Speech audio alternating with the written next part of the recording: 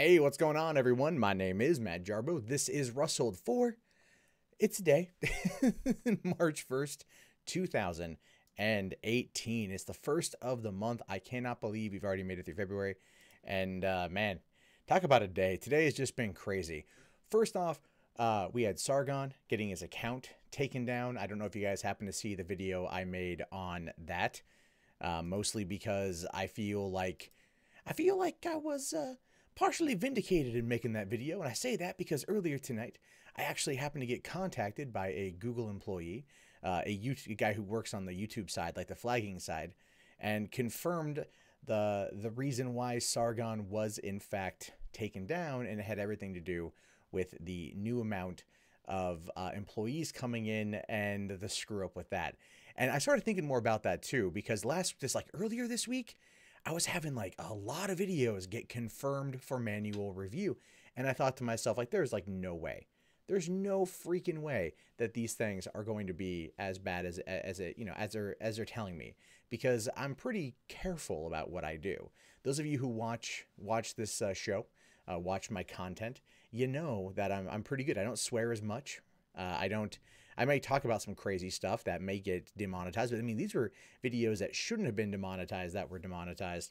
And, it was a little bit odd, to be honest with you. Absolutely, absolutely crazy that they were getting hit. And then now I know it has everything to do with the situation involving that particular person.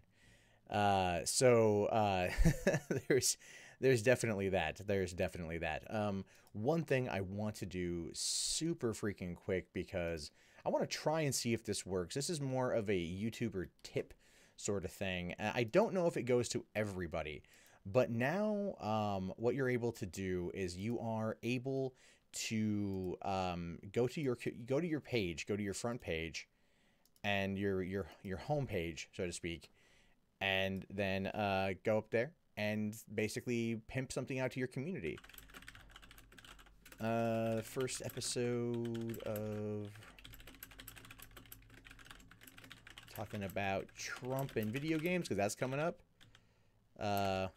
with a special appearance by Anita Sarkeesian, YouTube blunders, and more. All right. So let's see if that works.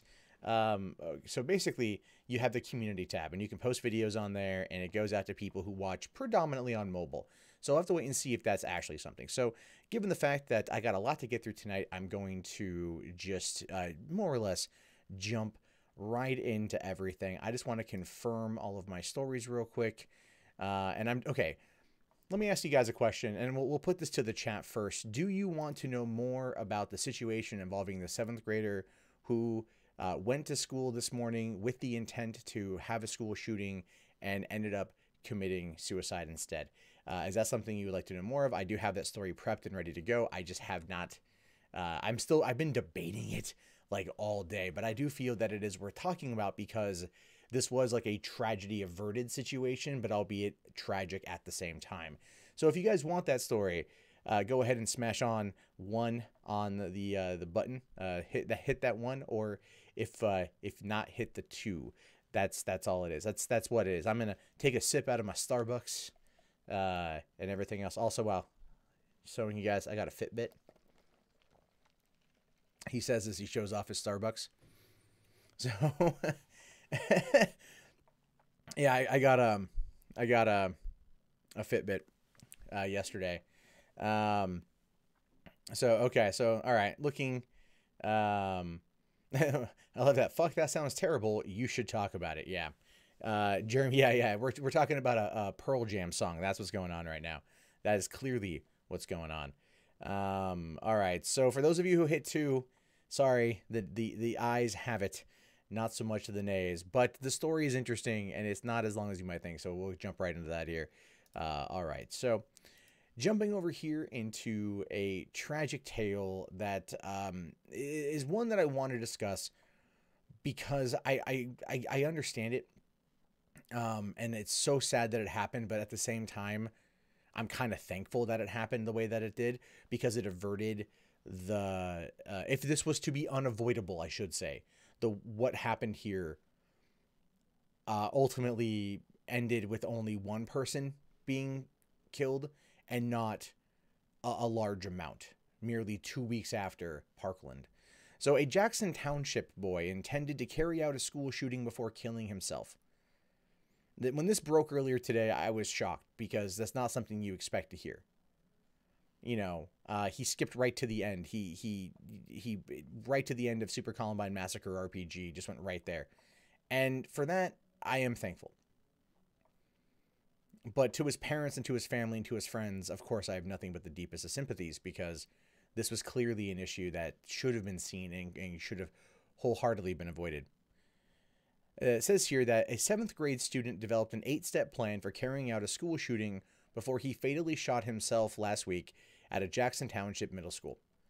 Investigators found documents on Keith Simmons' cell phones that revealed that the 13-year-old boy had an admiration for the Columbine High School shooters and intended to carry out a similar attack before he shot himself February 21st in a Jackson Memorial Middle School bathroom.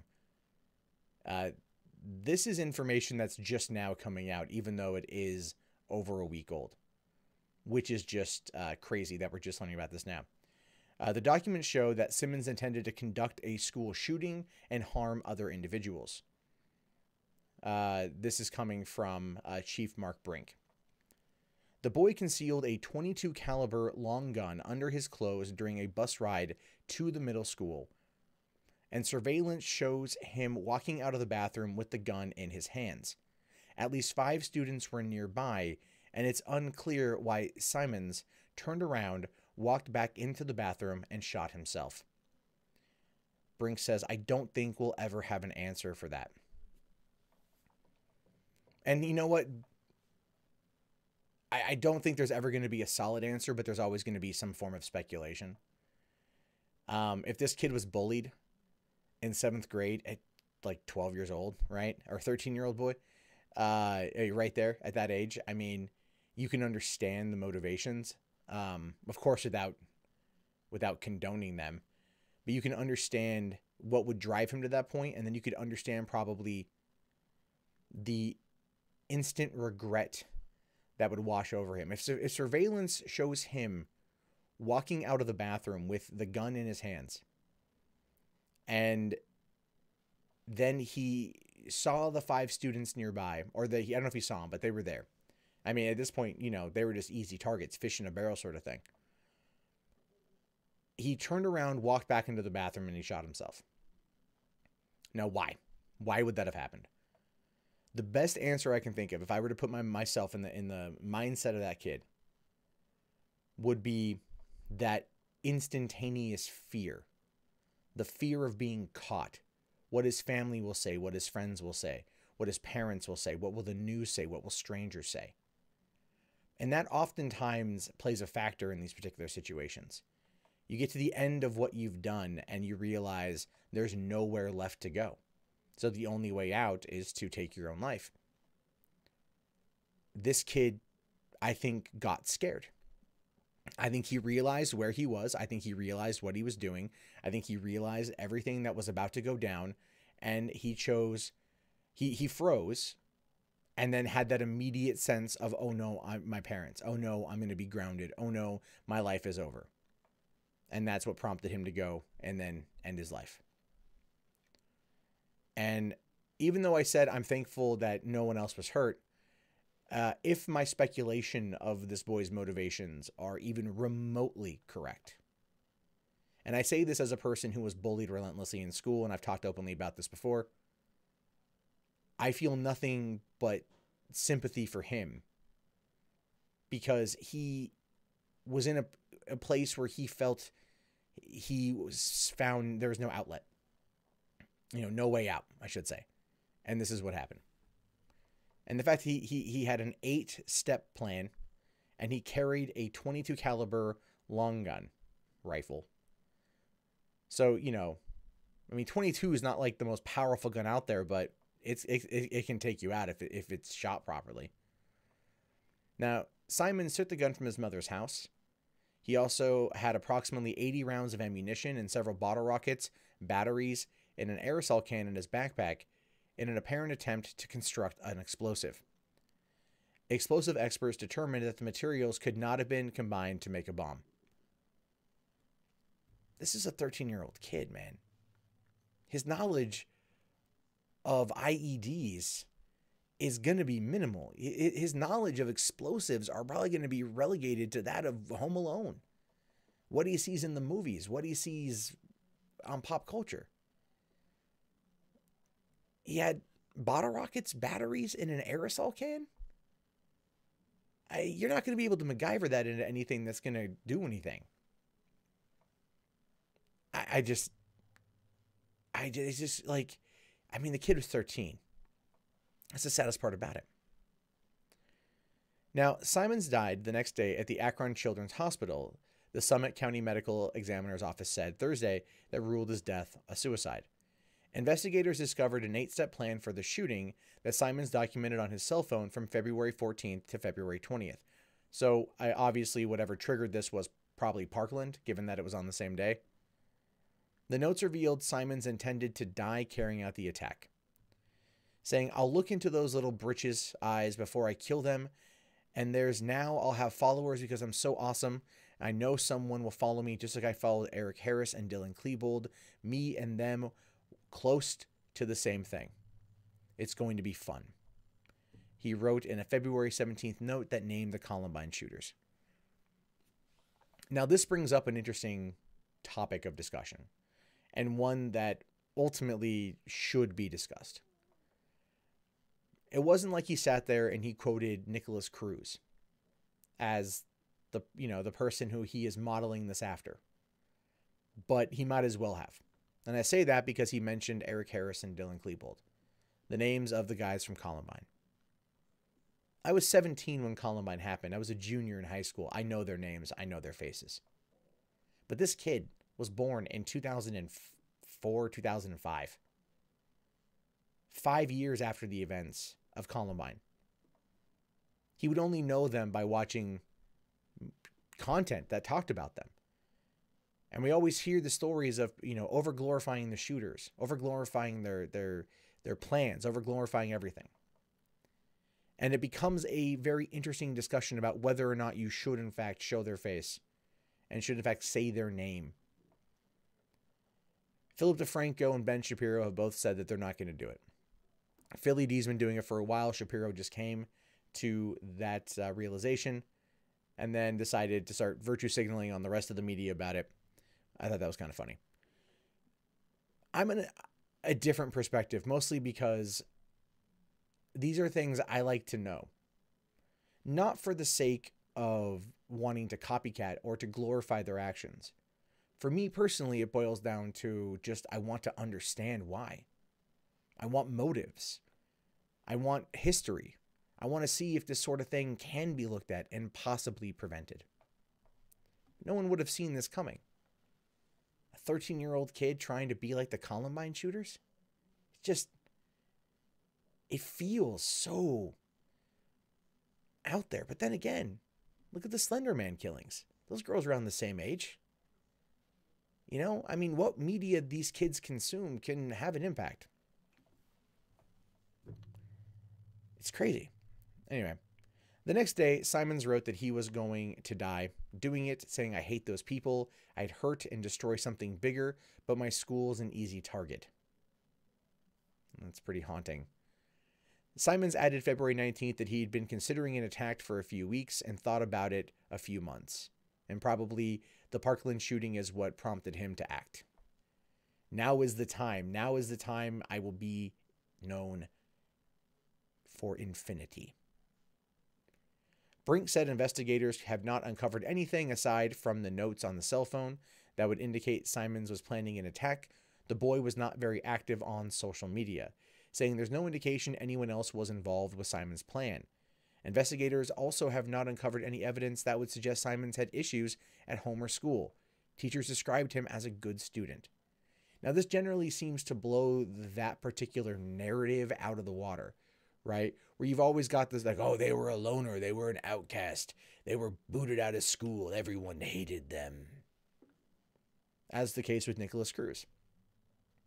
He was too much of an outcast for even the outcast kids at Parkland to like. I mean, that was the narrative that they went with, you know? He couldn't be at the emo kids table or emo club, whatever they called it. Emo gazebo, that's what it was.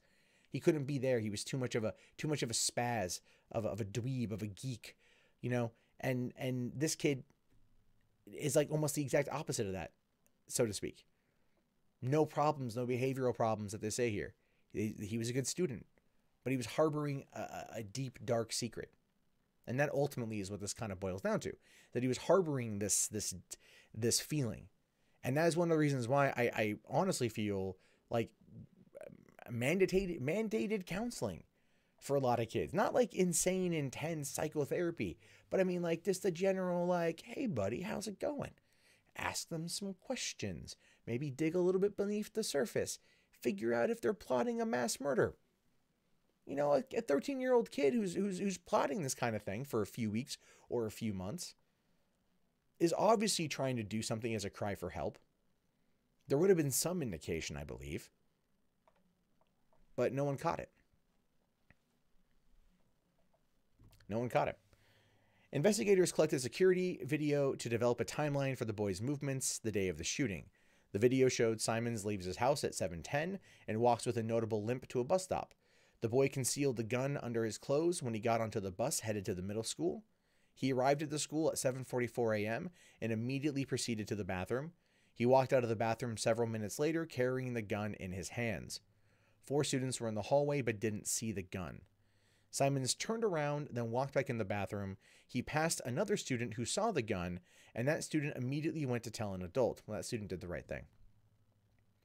Staff members went to the bathroom to confront Simons, but found him wounded on the bathroom floor at 7:50. They yelled for someone to call 911.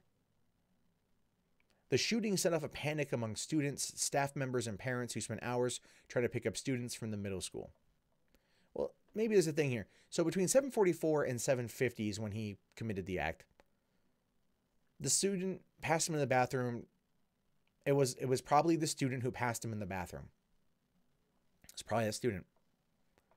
That is probably what gave him that fright.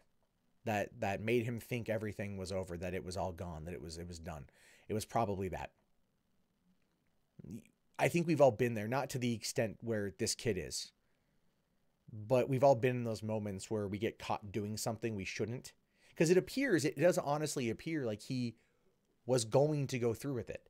He had the items with him to commit the act. But he walked out, he got cold feet. And then he walked back in. And as he walked back in is when someone saw him with the weapon. And that's when he knew he was caught. And he being in a bathroom, he's effectively backed into a corner as it is. So the only course of action at that point is to, well, not the only course, but in his mind, the only course. Jackson Local School Superintendent Chris DiLoretto did not attend the news conference, but released a brief statement asking parents to monitor their kids' social media accounts and secure their firearms. Kind of a moot point, considering this kid wasn't really active on social media and there was no warning signs. I mean, arguably it makes sense given what we've seen in other cases.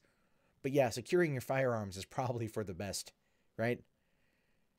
Brink echoed those sentiments during a news conference, saying, "I believe this is a strong community. We have good people in this community. We need to come together like we've never come together before. One thing that we absolutely need, we need guns." Or, sorry. Hold on. I misread that. I'm going to go and cut that out. I feel bad. That's horrible. That's like such a freaking Freudian slip there, but it wasn't. I was reading the wrong line. One thing we absolutely need, we need parents to become parents. We need them to lock up their guns. We need them to check their kids' social media and see what they're up to, see what their plans are. And I'm not talking specific to this case, but all of the other cases in Stark County or with our young people. And he does have a point. Parents do, in fact, need to be parents. And that's, I think it's just the convenience of technology that pushes that away sometimes. The Jackson Township Police Department will have 2 officers at the high school, 2 officers at the middle school, and one officer at each of the district's elementary school for the remainder of the school years as a precaution. Stark County Sheriff George Mayer is also leading a newly formed safety committee that will review school security. It's a tragic story. It's definitely a tragic story. And I feel like it's one that could have ultimately been avoided had there been some kind of warning that the parents would have gotten. And it's entirely possible that as time goes on, that warning will become apparent as to what it was. But at the same time, this event happened on the 21st, and we're just really hearing about it now. Right? It wasn't like it was anything. It wasn't like it was anything else than that. That's the crazy thing about it, is it wasn't Parkland. It wasn't 17 students dead. It was a kid who went to go do it, got cold feet, got caught, and then took his own life. And, what bugs me about this, and I could just be the only one, and I'm fine with that, is this story in general, where you've got the cops are saying, we're going to be, as a precaution, posting cops at the schools to make sure for the rest of the year. But at no point are the school district and the superintendent and the mayor or the city council looking at the idea of allocating funds for a counselor to go in and talk to these kids. Because when these kids are at that age, they let out cries for help. And these cries are maybe not always 100% identifiable, but I think with the right person looking into their mental health, that they might be able to notice something and see something, and then help those kids out of that moment in their life that would cause them to do this. Something caused this kid to want to bring a .22 caliber gun to school and kill his classmates. And he modeled everything off of the Columbine shooting. I don't know if we'll ever know the answer as to why anything happened the way it did. And as tragic as this story is, not having the answer is arguably not as bad, but it's still pretty bad. Because without knowing why, it's hard to develop a profile to keep it from happening again.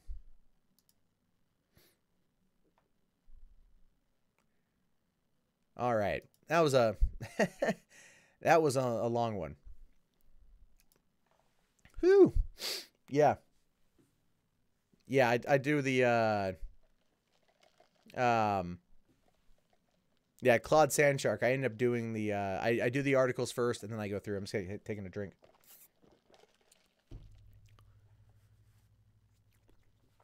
All right. Next one. Remember, if you guys want to support the channel, help my VidCon. Help me go to VidCon. Because shit's expensive. All right.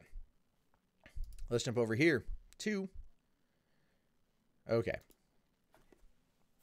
Snaps for traps, guys. Snaps for traps. Today was a fun day on YouTube. Woke up to Sargon of Akkad, a person I've known for a few years, a guy I consider a friend, being locked out of his account and chalking it up to, well, his political ideology being under attack from the powers that be at Google and YouTube. And he's got good reason to think that. He's been targeted before for a multitude of reasons over the course of the past couple of years, but ultimately Sargon, he's just a big old puppet dog. He's a good dude. But in a video I did talking about that particular subject, there was something I looked at, which was this story right here. Something I didn't go into good detail on, and that was YouTube says new human moderators mistakenly punished some far-right pro-gun creators. Now, this is what boils down to what's known as the YouTube purge. It was a tag that was created by this particular mishap. Now, at no point is any part about this good. At no point is any part about this okay, and YouTube acknowledges that. But that ultimately is what got Sargon of Akkad locked out of his account. And I got confirmation from a YouTube employee earlier today who did email me under, anonymously. Well, confirmed identity, but, I can't say who it is. Now, it says here, YouTube says that new human moderators mistakenly removed far right-leaning and pro-gun videos and channels yesterday as the world's biggest video platform struggles to combat a new rash of conspiratorial and extremist content in the wake of last month's Florida high school shooting. Here's the sad thing about that. It's not just the Florida shooting. It's Vegas, right? It's Pizzagate. It's all of these other scandals that have happened that find a home on YouTube, that find a home through conspiracy videos and people out there that believe that everything they read on the internet is 100% realistic, having no actual evidence to back it up. Case in point, Pizzagate. Big one. Big controversy at the end of 2016. Provenly false. Right? The allegations that James Alefantis' Comet Ping Pong pizzeria in Washington, D.C. held an underground child sex dungeon was proven false when a man, a guy by the name of Edgar M. Welch, stormed the pizzeria in the middle of the day with a gun, cleared the place out, fired off 1 or 2 rounds while searching, trying to find the underground dungeon, came up empty-handed, and he's in jail for 4 years. That kind of action is one of the things that happened as a result of those videos. He even says himself that Alex Jones and InfoWars was a key reason why he did what he did. So YouTube, of course, is trying to combat this kind of information, gaining lots and lots and lots of traction. Some have argued that it's their opinion, therefore protected under First Amendment, free speech, freedom of expression, and should not be targeted. And that is inherently true. I don't disagree with that. But they're trying to keep, well, as far as they know, fake news from becoming a trending topic that then misinforms millions of people who will not do the adequate research to determine whether or not it is real or fake. I think we all have family members that are like that too, right? The people that call you up at 2 in the morning and go, "Did you hear? Aliens, man." I have family members that do that. Maybe that's why I'm a bit more on the bitter side, to be honest with you. Now, the Outline reported yesterday that several conspiracy theorist channels and pro-gun channels were being removed by YouTube, including Titus Forrest, InfoWars, Jerome Corsi, and the Military Arms channel.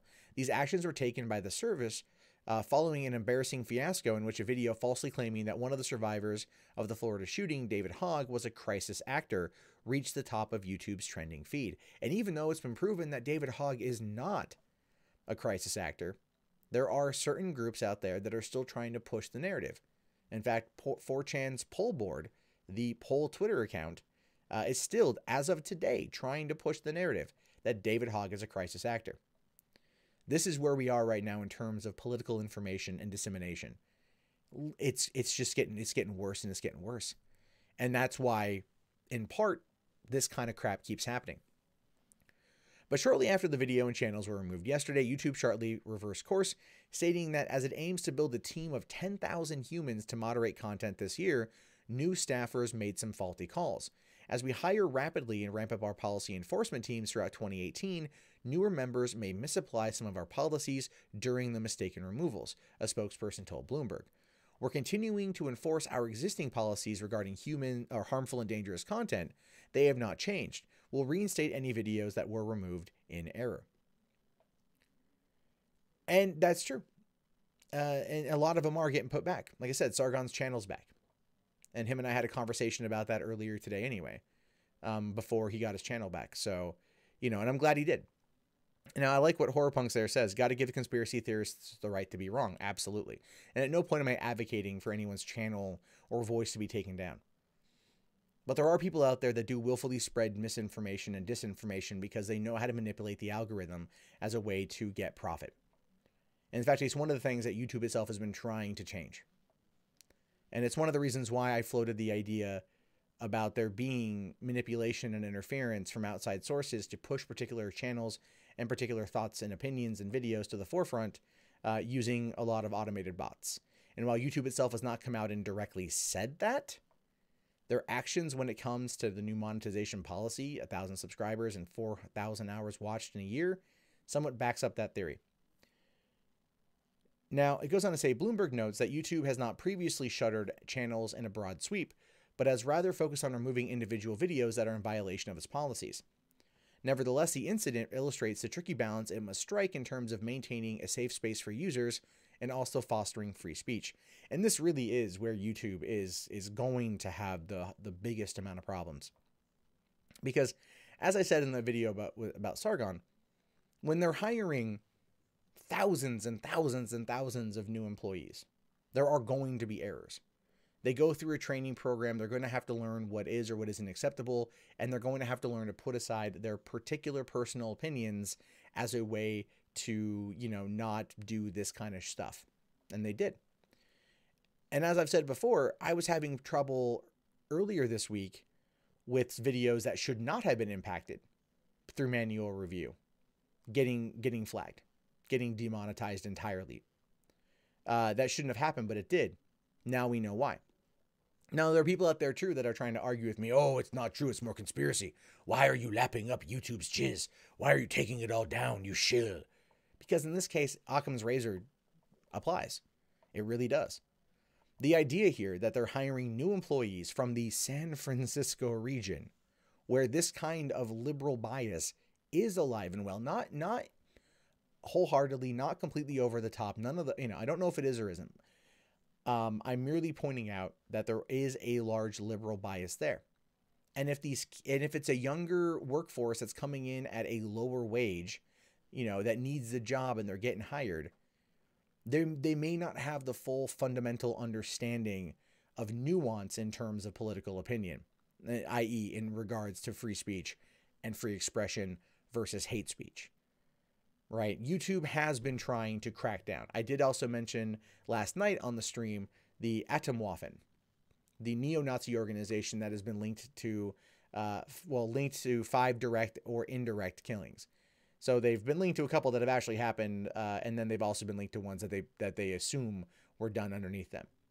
And they have been removed because they were using YouTube as a recruitment tool for their particular neo-Nazi activities, as well as Discord. So there are actual legit reasons why YouTube is acting the way that it's acting. The downside to it is that it simply boils down to growing pains. And those growing pains are going to cause problems. But the good thing here, and this is a good thing, is that they are aware now that the problem exists. YouTube didn't try to just sweep it under the rug and chalk it up to a user error or some other nonsense.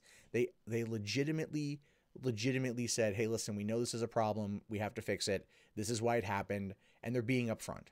Now, granted, you could sit there and not believe any of that and sit there and look at it and go, this is a corporate press release or a corporate statement. It's clearly all lies, and they're trying to purge all conservatives from YouTube. To which case I simply have to respond back with just, 2 examples from 2017 alone. If YouTube was in fact trying to purge conservative content, why is it that both Steven Crowder, who is a conservative comedian, if there is such a thing, and Paul Joseph Watson, who is a soy shilling InfoWars pundit, or puppet really, both of them on their own personal YouTube channels have garnered over 1 million subscribers, and they get hundreds of thousands of views a day. If YouTube was trying to inherently get rid of conservative voices, those 2 guys would be the forefront of the chopping block. They'd be right at the top of the line. They'd be cut out. Why? Because they would be, the loudest voices in the room. And in some respects, they are. So YouTube would have done everything it could to make sure that they went away. They haven't. Because neither one of them have violated policy.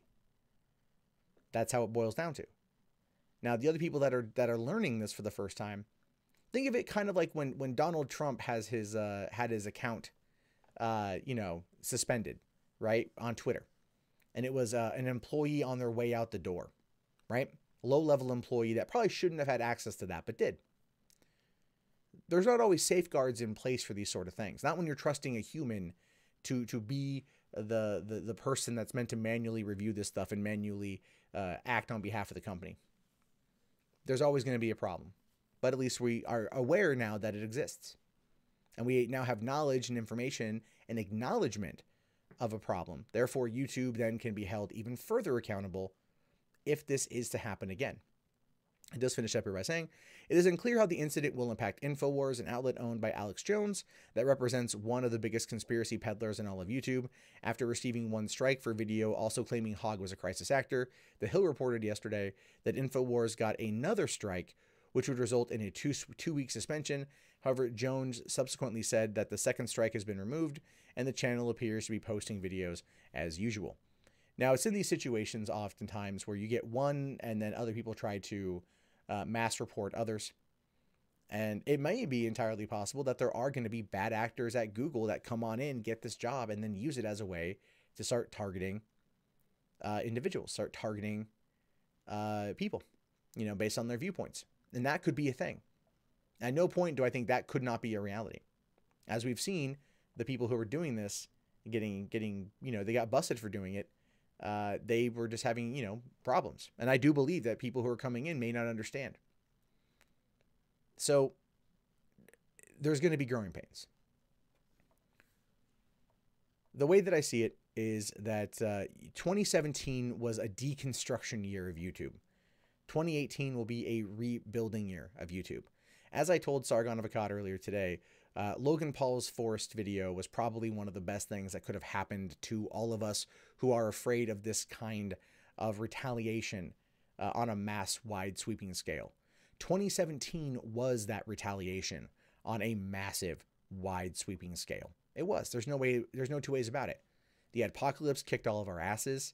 Everything kicked all of our asses, but we were being punished for the actions of other people. Now, in the wake of Logan Paul's multiple controversies, what we've seen is individuals that are being punished for their individual actions and not having it come at us as a whole. So for in that case, we're all better off. The only question now remains is whether or not YouTube is legitimate in how they plan on attacking the problems with fake news and fake media and videos that are clearly not true but are meant to cause division and meant to be full of shit, and whether or not they're going to be able to strike these things down. Honestly, I don't know. But and to be honest, this is my job, this is my career, this is my platform. I love the platform. I'm giving it the benefit of the doubt here. I'm not going to lie. This isn't really the most objective thing on the planet.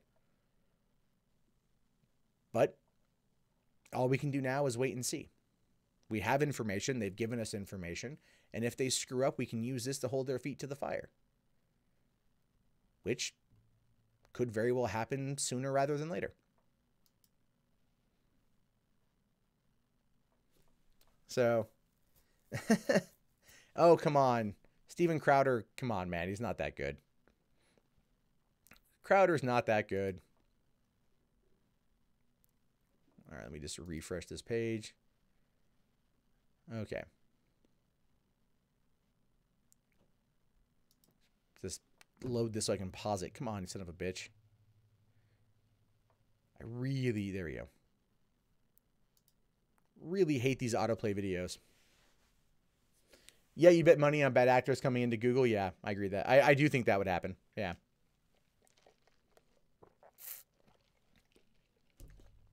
Oh, cool. We got 233 watching. Nice. How many likes we got? Let me take a quick look. Only 60 likes. Come on, guys. 235 of you. 235. Come on. Get it up to 100, man. Or get it up to 150. Let's go for 150. It's my last stream of the week. I won't be on again until Sunday. Hook it up, man. Smash that like. All right. Time to talk about Twitter. Snaps for traps.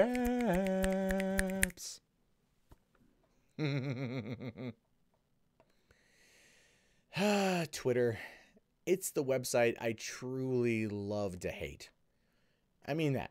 Like every time I try, I really come to the point of wanting to delete my account and walk away. Something always pulls me back in. Probably the fact of like nonstop notifications, which no matter how often I try to turn them off, they keep coming back. They always keep coming back. Always. But anyway, Twitter is always trying to do better. So they say.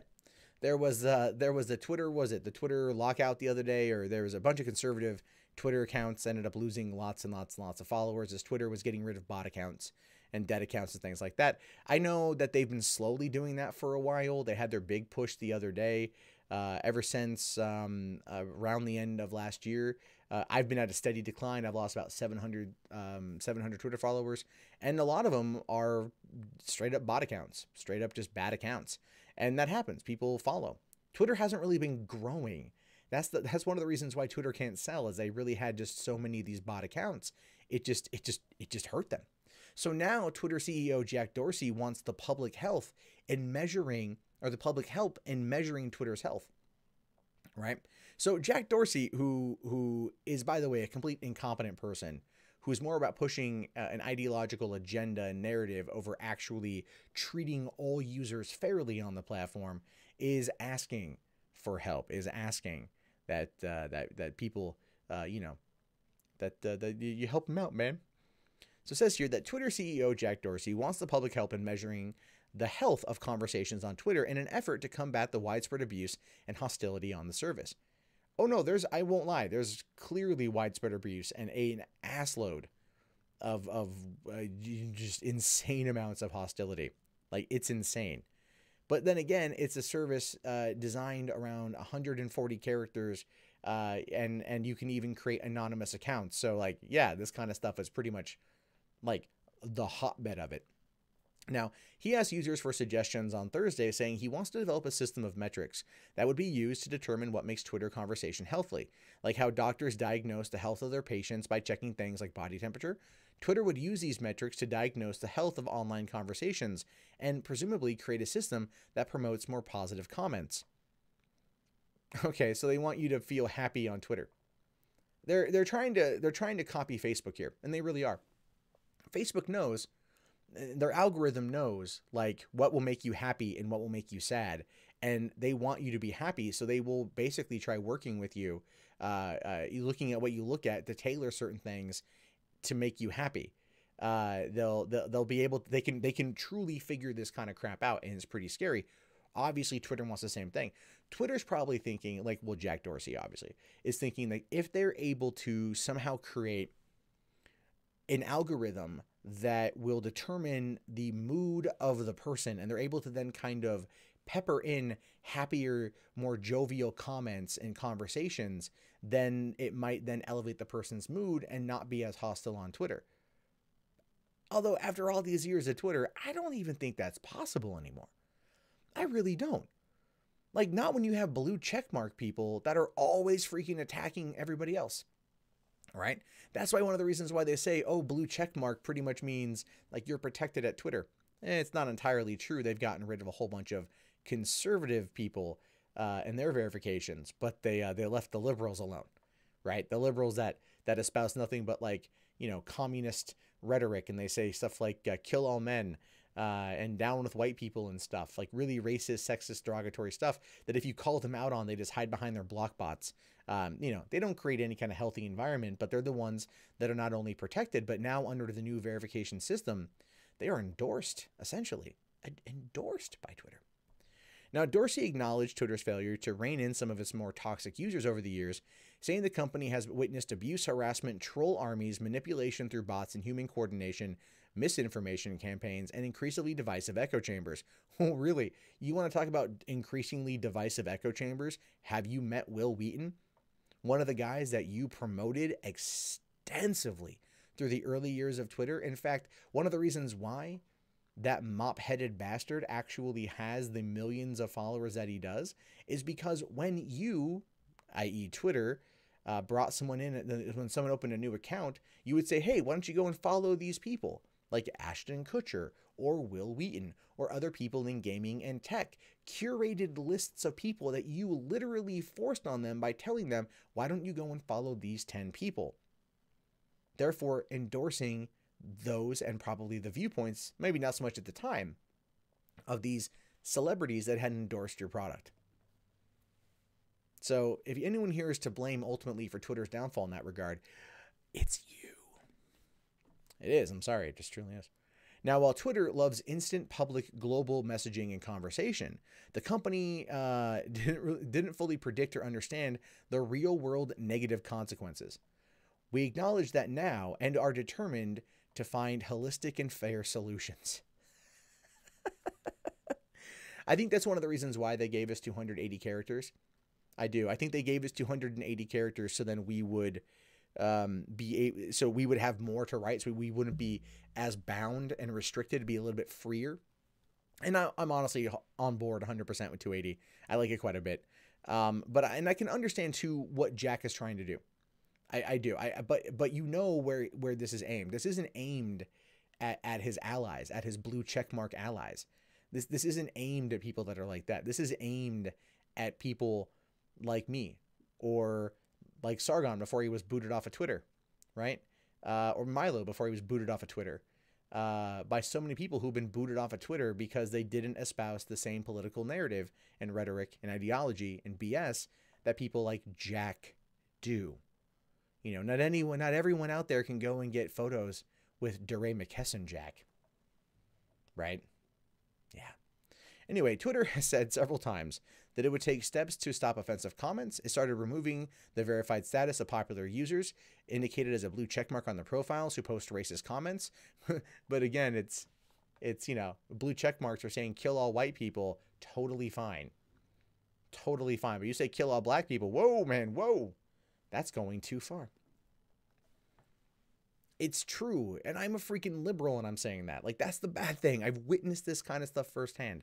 So that's why I have to laugh at this sort of thing. It's like he wants a more, you know, he wants progress. He wants to make it a more healthy, entitled experience for everyone involved, but he's not going to turn the spotlight on himself. He's not going to sit there and drag his friends into the sunlight and treat everyone with equal, you know, equal stakes and stuff. Equality doesn't matter to people like Jack Dorsey. It also said it would suspend users who engage in violent extremism, like Antifa. But they're fine. Dorsey said that most of Twitter's efforts to combat abusive posts involve punitive measures like removing content that violate the company's terms. A better way to address the problem, Dorsey believes, would be to create a systemic framework to help encourage a more healthy debate, conversations, and critical thinking. It's hard to do in 240 characters. Critical thinking in conversations and healthy debate are really hard to kind of foster with a meme, since memes are meant to be funny, short, direct, and to the point. Clearly the exact opposite of every single one of my videos. But still, you're not going to be able to get that. You're not going to be able to get that unless you offer the ability to do live stream debates, right? Between people on Twitter. I know you have Periscope. If Periscope had the ability to bring in a conversation, a two-person conversation, maybe someone having a Twitter beef could be like, all right, let's hash this out, go video to video or something, and we'll then broadcast it and then have the public conversation. Getting rid of block lists would make it perfect, because that would at least show that there are people out there that aren't going to be able to hide behind them while still concern trolling and stalking the feeds of those that they hate. There are people that have me blocked on Twitter, but still are able to retweet me, and still are able to quote tweet me, and still follow everything that I say. But I don't know that they're e-stalking me. How is that fostering healthy debate? Right? There's problems with your logic there, Jack. Now, he has said Twitter is working with outside researchers like the media nonprofit Cortico on ways to measure the health of public conversations. Cortico listed some of its proposed metrics in a separate post, which say, shared attention, is there overlap in what we are talking about? Shared reality, are we using the same facts? Variety, are we exposed to different opinions grounded in shared reality?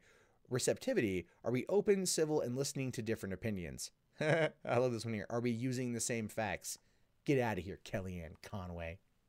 No, I don't know. I mean, those all seem like a good idea. But is your algorithm going to be able to try to foster those particular types of conversations? I mean, we only really tend to follow those who we like, or I guess in some cases hate, right? There are people who hate follow me and whatever. And I'm pretty sure I don't hate follow anyone, but I sometimes look at their feed. It happens. I'm human. Stop. No, don't judge me. Now, Dorsey conceded that Twitter doesn't know if Cortico's proposed metrics are best ways to measure conversation health. He added that Twitter doesn't know how to best measure them or best ways to help people increase individual, community, and ultimately global public health. Dorsey hopes that people will provide feedback about Twitter's ideas for healthy conversations. Next week, he and other Twitter users plan to discuss the topic in more detail with users through the company's Periscope Live video service. Not everyone is convinced that Dorsey's plans will work. Yeah. I like that Mr. Shadow there in the chat says Steve Shives. Steve Shives. There's a meme on Twitter, by the way. If you don't know about the blocked by Steve Shives, then yeah. You don't know about Steve Shives. Steve Shives blocks everyone. Everyone. Whether, if you follow someone he doesn't like, you're blocked. If you're not blocked and you say, hi, Steve, you're blocked. He has such an echo chamber that it's a meme. It's like a living meme. Steve Shives himself is a living damn meme. And that's one of those things where you just have to kind of laugh at the overall situation, because those are what people are going to have to, they're going to have to deal with. Ultimately, what Jack should do, and this is going to be kind of a weird one, Jack should get rid of the block feature and just make it mute. Keep mute, ditch block. It might anger a lot of users, but it also would then keep people from freaking out if they find out that they're blocked, right? Because I know that when someone's kind of trolling you and you block them, it feels good. You're all like, blocked, bitch. And then, you wait for the inevitable ree from the person that you blocked, because it happens. But if you mute them, they don't know that they're muted. And then they're just left screaming into the void, and no one can hear them. So there's that. Now, others could argue, but they're able to then see who comments to you, and then they can harass them. They could do that anyway. They could do that anyway. They could, but the blocking does more negative than it does positive. And additionally, if Dorsey really does want to help, you gotta stop targeting conservatives. All that does is just embolden their base. You gotta leave them alone. Not every conservative is a bad person. Not every Trump supporter with a hashtag MAGA on their profile is a bad person. You gotta leave them alone. Because when it comes to liberal companies trying to talk about censorship and talk about ways to cull the system from bad actors, oftentimes it goes over to the conservatives. And the conservatives are not always the problem. Your blue checkmark friends can be rather cunty. But that's another thing. Stop muting me, suspending me for hours at an end if I call someone a cunt. Thank you. That's all. Julian York, the director of International Freedom of Expression at the Electronic Frontier Foundation, criticized Dorsey's initiative, accusing him of failing to listen to his own staff that works on combating abuse, saying, "The reality is, Jack, that your company has ignored better thinkers on all of this for years, instead of for favoring corporate cronies," which is true because Twitter wanted to have a solid IPO when it went into the market. While their shares are currently resting around $31 right now, they only just now started turning a profit. Twitter hasn't been growing in the last couple years. Last year, and I mean this literally, last year, Disney had the opportunity to purchase Twitter. There was actually supposed to be bids coming in from 4 separate companies. Disney, Microsoft, I want to say Sprint or Sun Systems or something like that, and another company, and none of them did it. Instead, Disney purchased a streaming service, and they're going to be taking on Netflix. Nobody wants to buy Twitter. Why do you think Jack wants this to be a thing?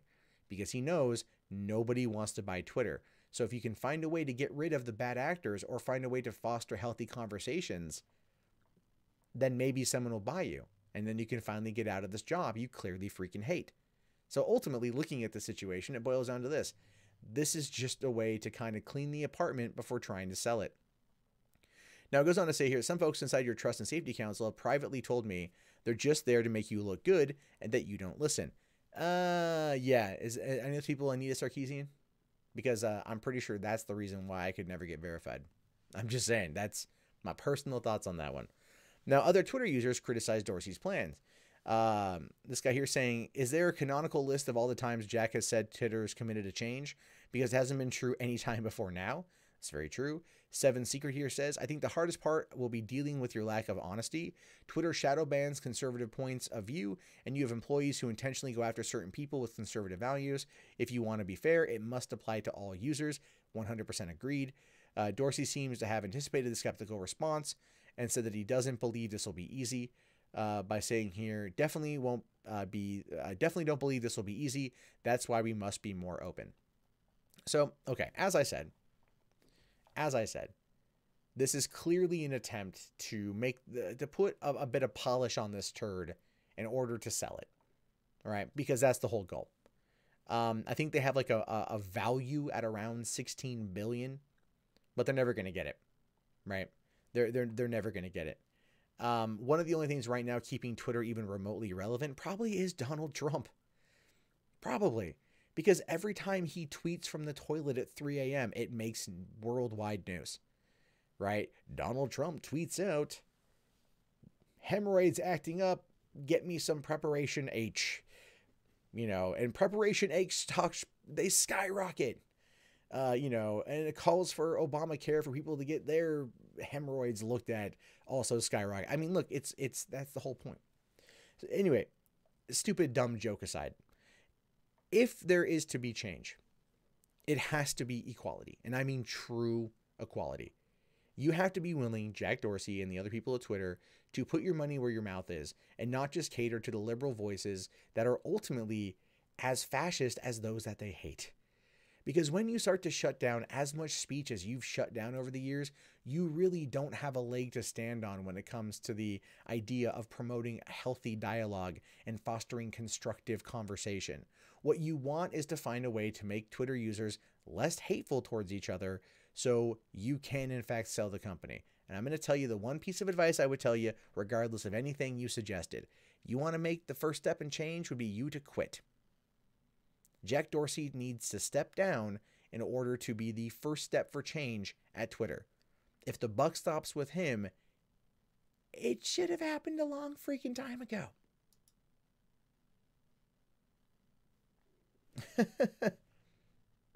Oh, what? No, come on. I should totally go on Joe Rogan. It'd be great. It'd be awesome on Rogan. It'd be funny.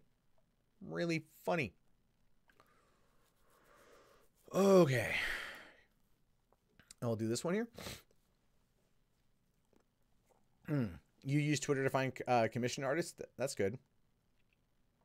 I don't think, no, Trump's not going to buy Twitter.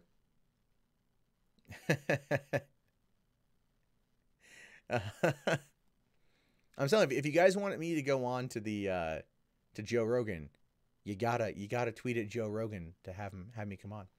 I'll be in California for VidCon, so it'll be a thing. All right, let's look at this one here. So, snaps for traps.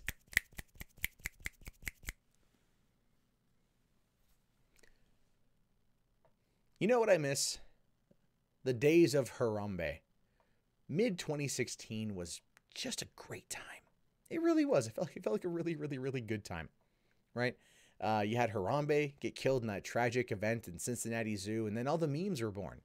And then you had people on the left crying because of the memes. They felt that it was wrong. And people trying to say that the memes were really just, a way to be racist on Twitter for some reason, like acting like Harambe didn't exist as a 17-year-old silverback gorilla, but was just a way to make fun of black people. I mean, that was a narrative for a bit. We've kind of gone back to that, though, right? Look at this here. Gorilla statue removed after complaints it was racially insensitive. I love our society so much. I just want the meteor to come to give us a big ol' hug, because this is the hell we've weaved. Now, in Corsicana, a statue of a gorilla and prime attraction for kids at the community park playground in Corsicana was removed by the city. A spokesperson for the city said that some community members found the gorilla offensive, racially insensitive in some form, and requested its removal from the park. This is the freaking thing right here. This is the thing. Look at this. This is the gorilla. It's a monkey bar. It's just a jungle gym, right? And he's just in there going like, "Give me a banana, goddammit! I kill your kids. I kill your kids. Banana. That's it. It's a gorilla in a cage. It's Harambe. That's all it is. It's freaking Harambe. Seriously. Now, Corsicana Mayor Don Denbo says, we can understand this because we have an obligation to listen to all of our citizens to determine what is offensive and not, especially in public places. Yeah, but just recently, we had a school cancel a screening of Cool Runnings for the same claim that it was racially insensitive. And when the data came out, it was discovered that only 2 students had complained. So my question here, Mayor Don Denbo, is how many people complained about this particular statue? Who did Harambe anger? That's my question. Now, Denbo saw an uptick in complaints about the playground primate during the last few weeks. There were more and more phone calls and personal discussions, and he, the city manager and the city council member, decided it needed to come down. So someone got mad at it, went online, made a complaint, got other people mad at it because, reasons, and then they said, well, let's get rid of Harambe. Now, part of a playful circus theme, the man-made gorilla held his ground for 19 years. It was in a cage since it wasn't reinforced and could fall over if the kids climbed on it. Oh, well, okay, I can understand that perspective, right? I mean, if it's just like in a cage and it could topple over if kids climbed on it, this seems incredibly dangerous then. So there's that. Okay. And most would say he's never bothered anyone, giving only joy to children whose imaginations are anything but politically correct. That is true. But now in his absence, memorials and growing crowds at sit-ins fill the void. A protester sits in the cage, refusing to move until the gorilla is returned. Look at this. You've got people that are coming out to this park, putting up balloons, putting up memorials, RIP, give back our ape, forever in our memory, all this stuff. Now, you could look at this as just kind of like a living meme scenario, or you could look at this as one of those things where it's like, okay, are they being truthful or not? But ultimately, what I feel this boils down to, considering that this is a 2-decade-old thing, is that it is very simple. It's like a town tradition. It's like a staple of the town. Removing it is removing a piece of Corsicana. I was going to try to rhyme this town's name with Americana, but it actually just fits perfectly in and of itself. So that joke is dead. But you guys get what I'm trying to say. It's part of the town's history. And a couple people are upset about it, so they decide to get rid of it. I just hate that. I would sit there and have like a city council meeting over this. I would have people, come and plead yay or nay. You put it to the town vote. You don't sit there like in a backroom meeting between 3 people and go, let's get rid of the ape. You done messed with Harambe. I don't know the name of the Corsicana ape. It doesn't matter, but I'm calling him Harambe because Harambe died a hero. Like literally. If you literally look at what Harambe was doing with that child before they shot it and look at other videos of gorillas with young, you could see that Harambe was trying to protect that kid. So yeah, when I say Harambe died a hero, he legitimately died a hero. I missed that damn thing, man. I was so mad when that happened. Anyway, Mayor Denbo said he's open to the gorilla returning in some form due to the backlash from people who don't support the decision to oust it. And this is a picture right here of the park in general. Kind of a circus theme. Just there's this big old black gorilla sitting in a cage. I mean, it's harmless. It's utterly harmless. He's just waving at kids. Hey, kids, come over here. Check me out. Give me a banana. I'll do a trick for you. That's it. It says, it was a little strange, a little random, very unexpected, one protester told CBS 11 News. Those in opposition say they would have liked to at least weigh in on the discussion, and I think that probably is a big part of it. Like I said, the council should have held hearings, public hearings over this. Get the public to come in and express their viewpoint before deciding to pull it down, right? I think that would have been the better course of action, and I think that's ultimately what people want here. People are upset because a landmark in town was removed and people who live there, pay taxes there, reside there, built their homes there, have their whole lives in that community, did not get the opportunity to weigh in on this. And I think that's a very fair feeling to have. Now, it says here, a Facebook page called In the Memory of Dobby was started in memoriam of the gorilla. Fans shared their memories and posted pics too. Well, damn it, the thing's name is Dobby. At no point in the article up until this point did they say Dobby, so I feel kind of like it should just be Harambe. We're calling him Harambe. Dobby's a dumb name. He's a Harambe. Now, here's a last photo of me as I was being hauled off. As you can tell by the look on my face, I was pissed. That's beautiful, man. That's beautiful. That's great. So, is this a racially insensitive situation? No, it's not. This is obviously complaints from someone who watches way too much freaking BS go down on Facebook and thinks that every single thing is a microaggression. Everything is homophobic. Everything is sexist. Everything is problematic, and you must call it all out. Basically, the Anita Sarkeesian motto. And as a result, a town landmark has been removed. A town landmark has been taken down. At least the town is fighting back, and to that, I really actually have a lot of respect for them. The town coming together as a whole and saying no, and not maybe as a whole, but a fair amount of them coming together and saying like, no, hold on, we want this guy to come back. We didn't okay this. You didn't hold a public hearing. You made this call without getting the approval or at least getting any feedback from your constituents. And, you all have elected positions, right? That's how you threaten these people. It just, I think to me, like, cause I'm a sentimental person. I admit that. I think to me, one of the reasons why this story angers me is because I don't like seeing history torn down for no other reason than somebody was just mad. Like when it comes to like the Confederate statues, I kind of get it. Like I do, I don't agree with it. Like, unless it's going to a museum. But I understand the reason why these things were happening. But I do feel like this particular situation is a direct result of the Confederate flag removal and how people were getting upset about that. And those statues, they wanted those monuments taken down. I have a feeling this is in direct result of that, where it's like, well, here in Corsicana, we don't have any Confederate monuments to take down. We don't have anything we can fight back against the Confederacy that's been gone for over 200 years. But what we have is a black gorilla in a cage. Yeah, we need to free that gorilla, man. We need to free that shit. Well, where do you want to put it? In a warehouse where he'll be free from people and we'll be free from him. Like, that's what it boils down to. It's just they don't have anything else to fight. This is what happens when people don't follow their dreams. I know it's kind of an odd assessment to make, but I think it's kind of true. I think there are so many people out there that are so bored with their day-to-day life. They get caught up in the drama of what happens in other parts of the country, and they want to bring it to their town. But the only thing they can do when they can't tear down their own Confederate monument because their town wasn't, I don't know, around in that period of time, they decide to find another thing and then destroy that. Because, my friends, that ultimately boils down the entire idea behind regressive mentalities. It's never about trying to build anything or understand or interpret.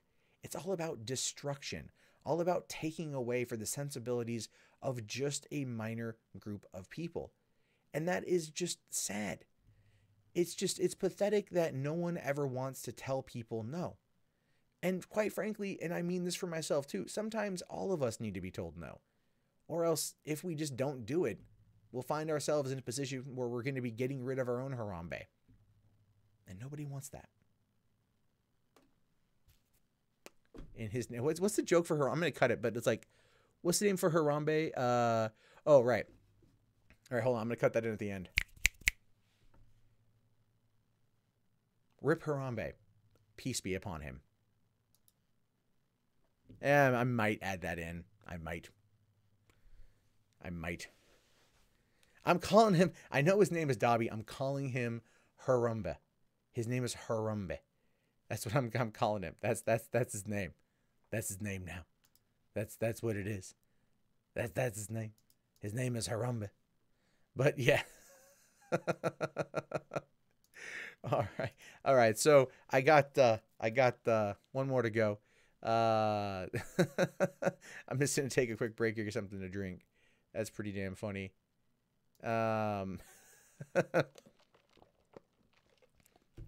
Oh, Lieutenant Dan, I saw that you hit me up on the whole Fitbit thing. That's pretty funny.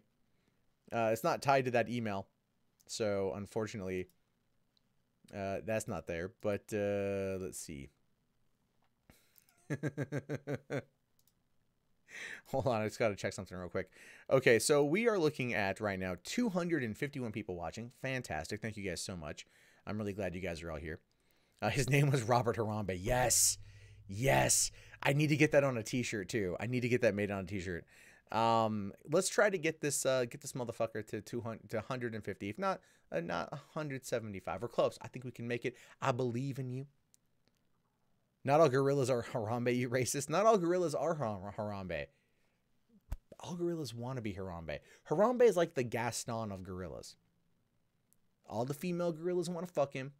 All the male gorillas want to fuck him, but also want to be him. Harambe lives matter.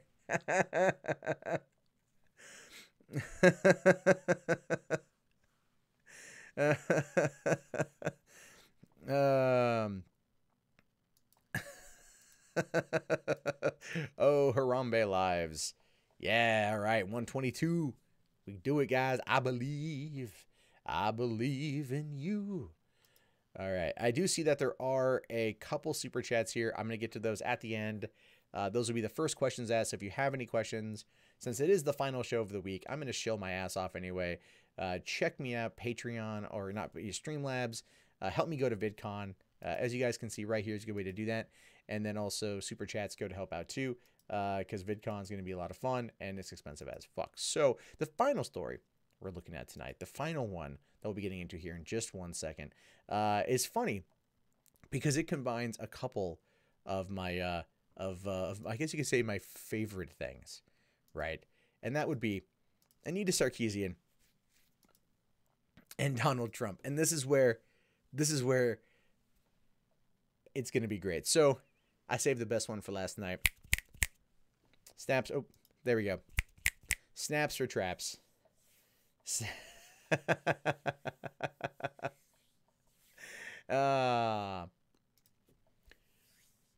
2018 has been a hell of a year so far, right? It has, especially for gaming. I feel like, you know, you had the whole aftermath of the Battlefront 2 controversy, where EA lost a buttload of money on that game, so much so that Disney is now shopping around to different publishers in order to basically punish them for putting out bad content that no one purchases. And then, of course, we had the shootings at Parkland, and the subsequent debate around the AR-15. Many places like Dick's is no longer is going to be selling it. Walmart's no longer going to be selling guns to people under the age of 21. And it's been this national debate that's been very crazy. And so as a result, our president, Donald J. Trump, has chimed in. And earlier today, it came out on Twitter that he was going to be speaking with people in the video game industry about violent video games. He did mention it the other day. He tried to blame video games and movies for the actions of Parkland. There's been I think it's a state senator or a representative out of Rhode Island that is trying to push a new sales tax for violent video games. Where once again, I kind of feel like in terms of just time being cyclical, we're really rolling back into the late 80s on this one, right? It's like a 30-year thing. It's like, oh my God, the Tipper Gore, Joseph Lieberman, thing. The event in time that movie Bob Chipman, who I think is like my age, like 35, 36, calls his own personal Vietnam, or he acts as if the entire debate over video games and video game violence from the late 80s, early 90s was his personal Vietnam.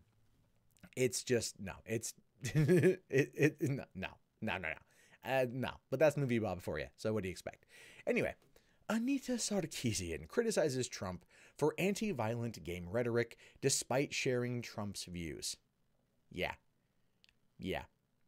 It's really great. Anita Sarkeesian was like the 2010s Jack Thompson, and now she's all of a sudden, because she's super anti-Trump, trying to be like, "No, I never said that.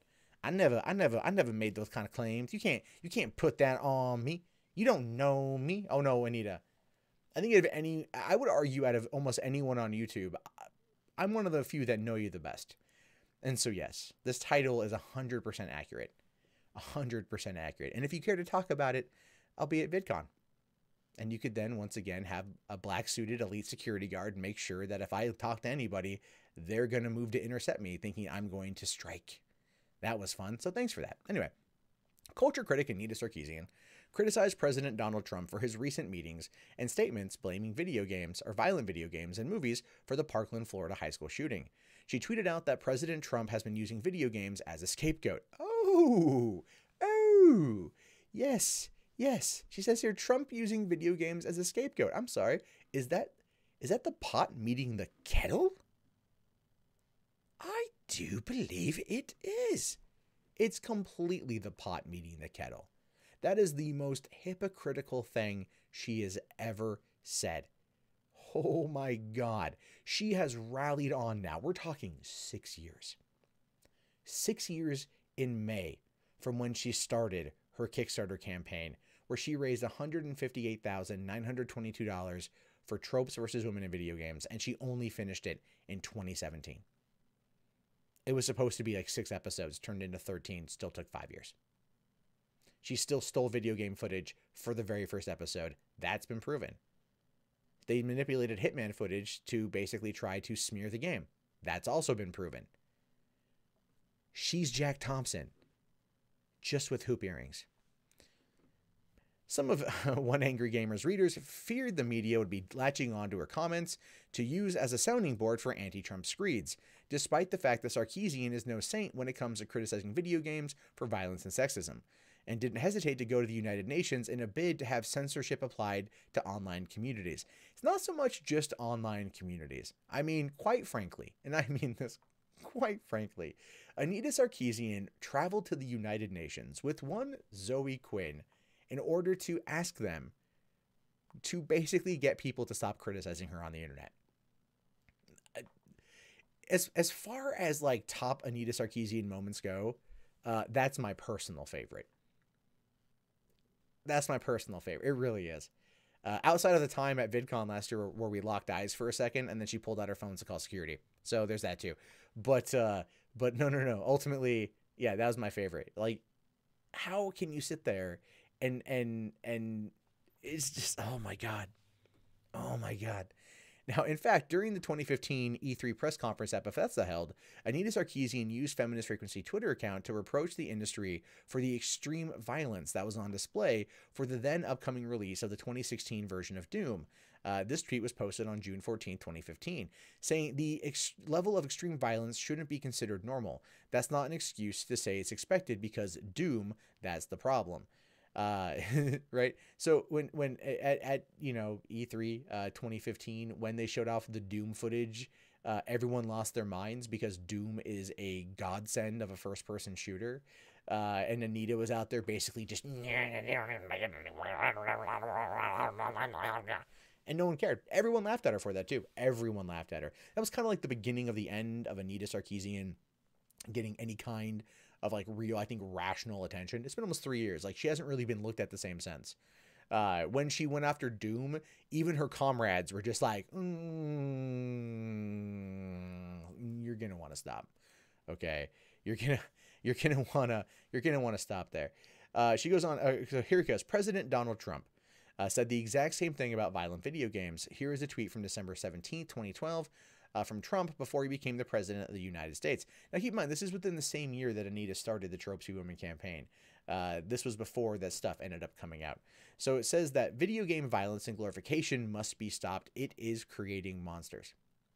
Now, I forget. Oh, no, that was the Sandy Hook shooting, I think.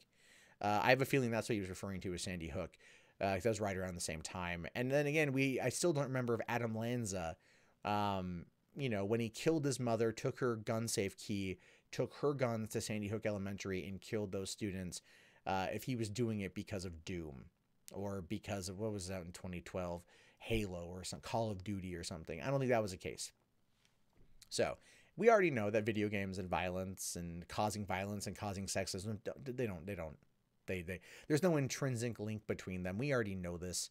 Study after study after study comes out to basically prove that point time and time again. Gamers might be loud, vocal, kind of douchey idiots from time to time, but they're not going to grab a gun and mow down a whole bunch of people. They're just going to go bang a hooker in GTA, then kill her to get their money back. Like good Christians. Sorry, but the sim but the similarities in views on violent video games don't act there. Back in 2010, during a presentation before she started the Tropes vs. Women game series, Sarkeesian admitted that not only was she not a fan of video games, but that violent video games were gross. And of course, there was this 2010 clip where she admits she's not a gamer. Now, she says here, I'm not exactly in fandom. I'm not a fan of video games. I actually had to learn a lot about video games in the process of making this. I would love to play video games, but I don't want to go around shooting people or ripping off their heads. It's just gross. Hence, this is my response to that. But the thing is, I think what we have to take into a serious account here is the fact that Anita Sarkeesian discovered that YouTube and video games were a goldmine. And she decided to come on in from and I have to use very large air quotes here for critical lens, to further slander and vilify gaming and gamers as a way to push her own political and feminist ideology. That's what she did. And she hasn't fully gone away. And at this point now, she's more of a joke than anything else. I think people pretty much acknowledge that, but she's still a hypocrite for, trying to go after Trump for this particular comment. Now, instead of outright calling for censorship, Anita wanted to subvert the way people viewed violent video games by subliminally pushing the anti-violent stance through anti-sexist rhetoric, which was actually attached to the broader discussion about toxic masculinity. Now, toxic masculinity is more often or not a Jonathan McIntosh angle, ever since he left her particular series, that has kind of died down. By addressing sexism in gaming, Sarkeesian used it as a way to discuss patriarchal tendencies of video games that were born of toxic masculinity. Hence, she viewed violent video games as being the subset of that masculine trait. She's trying to say that it's the root cause. She's trying to say that it's the symptom. It's not the symptom, that it's the disease. Effectively trying to say that. Even though, again, countless studies and countless studies and countless studies and countless studies have proven that that is objectively false.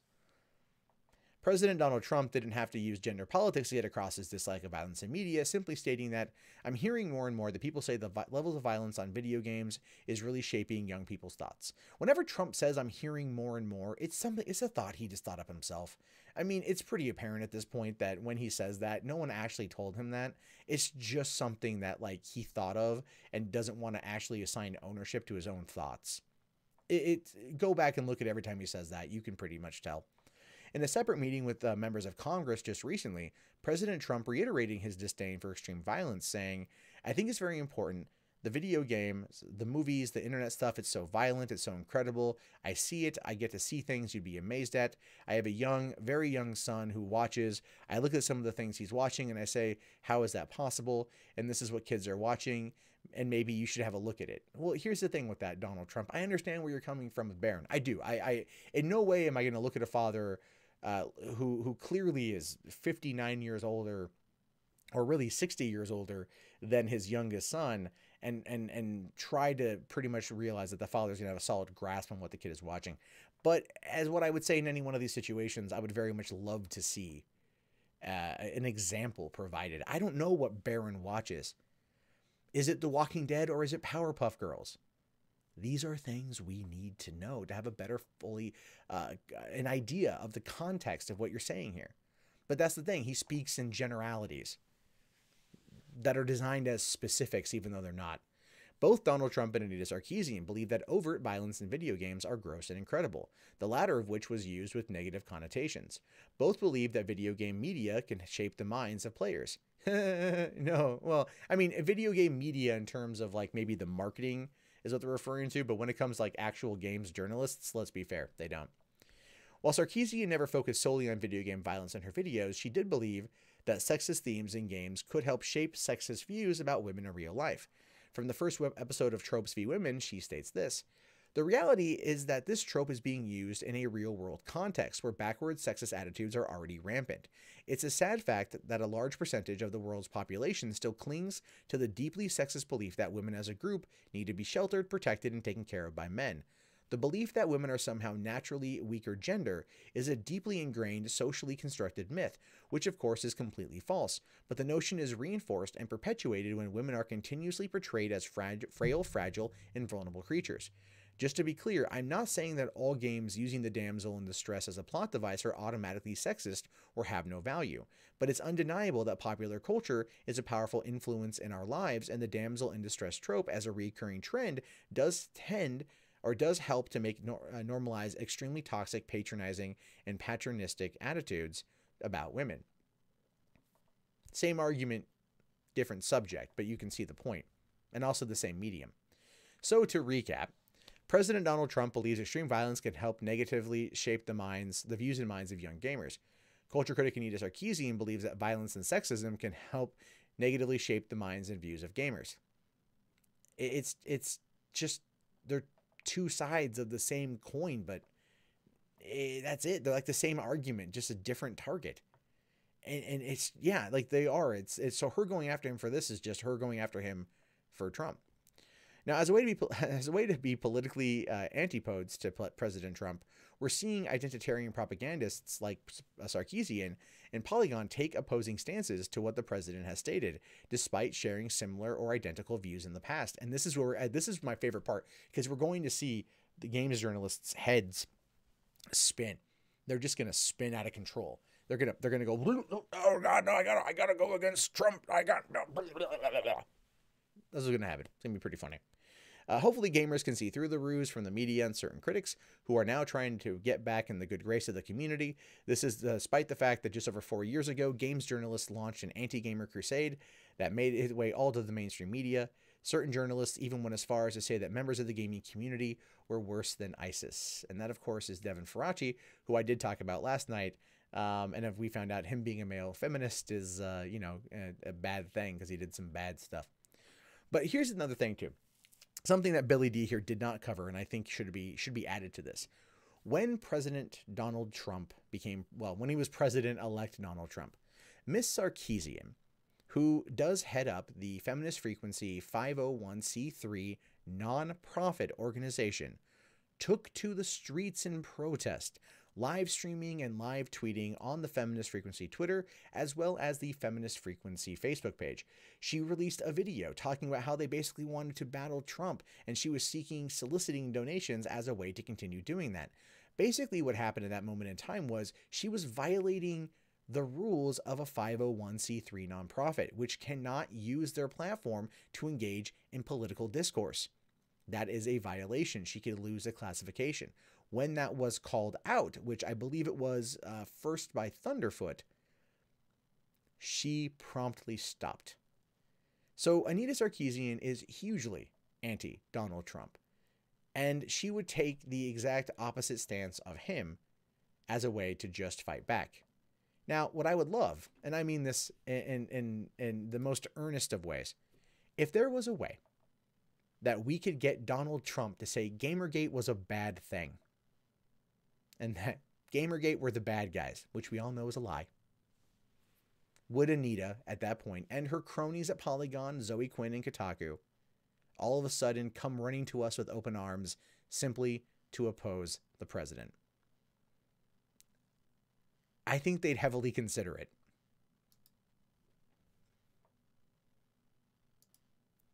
Whew. All right. That was a that was a long one. These are long ones. Fuck me, man. Those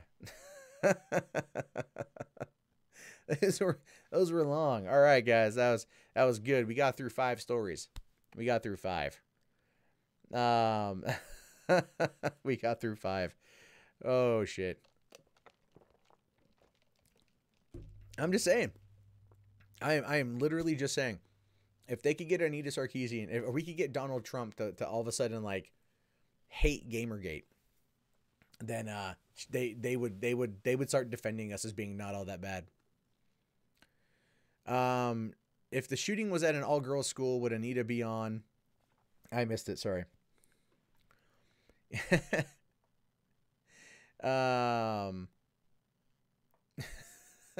Sorry, champ. I don't give out wrenches that quick. Wrenches gotta come. Wrenches gotta come with you gotta earn the wrenches, man. All right, we got a $2 donation towards the VidCon trip, which is awesome. There'll be lots of vlogs and live streams with your favorite YouTubers that are my friends. So if you happen to like Wizard of Cause and the YouTube Saints and Jeff Holiday and Mems and Dieter Lucum and probably Chris Reagan and Derek Blackman and a lot of other stuff, then that's going to be pretty good. And I've also been looking at going to MythCon. I think that's going to happen too. So third week of September in Milwaukee. I have a feeling I'll probably end up going to that. So yeah, Rachel, time does fly. I know, time does fly.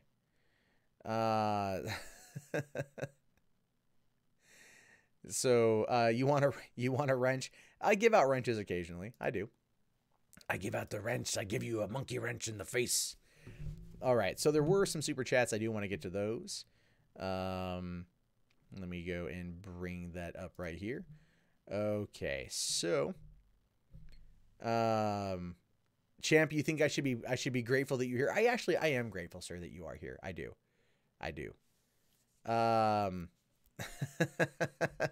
Oh, Chelsea Falkenberger got her wrench thanks to Ronnie Cordova. Suck, baby. All right, so super chats here. There was a $5 one from James Boogly saying, hope to see you at VidCon. I'll be the guy Jeff Holiday is reluctantly partying with. I don't think the word reluctantly and party go together with Jeff Holiday. It's just he'll be partying with you. Yeah, Jeff, Mems, Nick, and I are all going to get a house. And probably a couple other people too. We're currently trying to figure all that out. So we are all going to get a house together. That's going to happen. So yes, I'll be at VidCon. I bought my ticket last night. So there's that. Patrick FBI Metalhead, $2, saying Jarbo sounds like a Jedi name. Jarbo the Jedi Knight. Well, I happen to be a large Star Wars fan. So I appreciate that, sir. Thank you. Patrick FBI Metalhead, $2 too, says Jarbo Jedi Knight versus Darth Shives. I have a feeling I would win. I don't think Steve Shives, even like as a little Sith Lord, would do very well. I don't think he would be a Palpatine. He'd be more of a Darth Maul. You know what I mean? Like he would maybe show up kind of hardcore a little bit, but then he'd go out like a bitch. All right, and we got one here from $20. Wow, thank you, sir. I saw that while I was recording. I just couldn't really focus on it. $20 from Gizmo Hibiki. Says, I want to try to petition the joystick bill, a bill that prevents anyone from blaming evil actions on video games. The problem is that I have no extensive knowledge of the law for how to make sense of it or how to make it sound. Well, ultimately, what you're going to have to do is just contact, and I'm no legal expert. I don't know anything about how to get legislation passed. If I were just to spitball this from a layman's perspective, here's what I would suggest. Call your local congressman. Call your local congressman and ask them about it.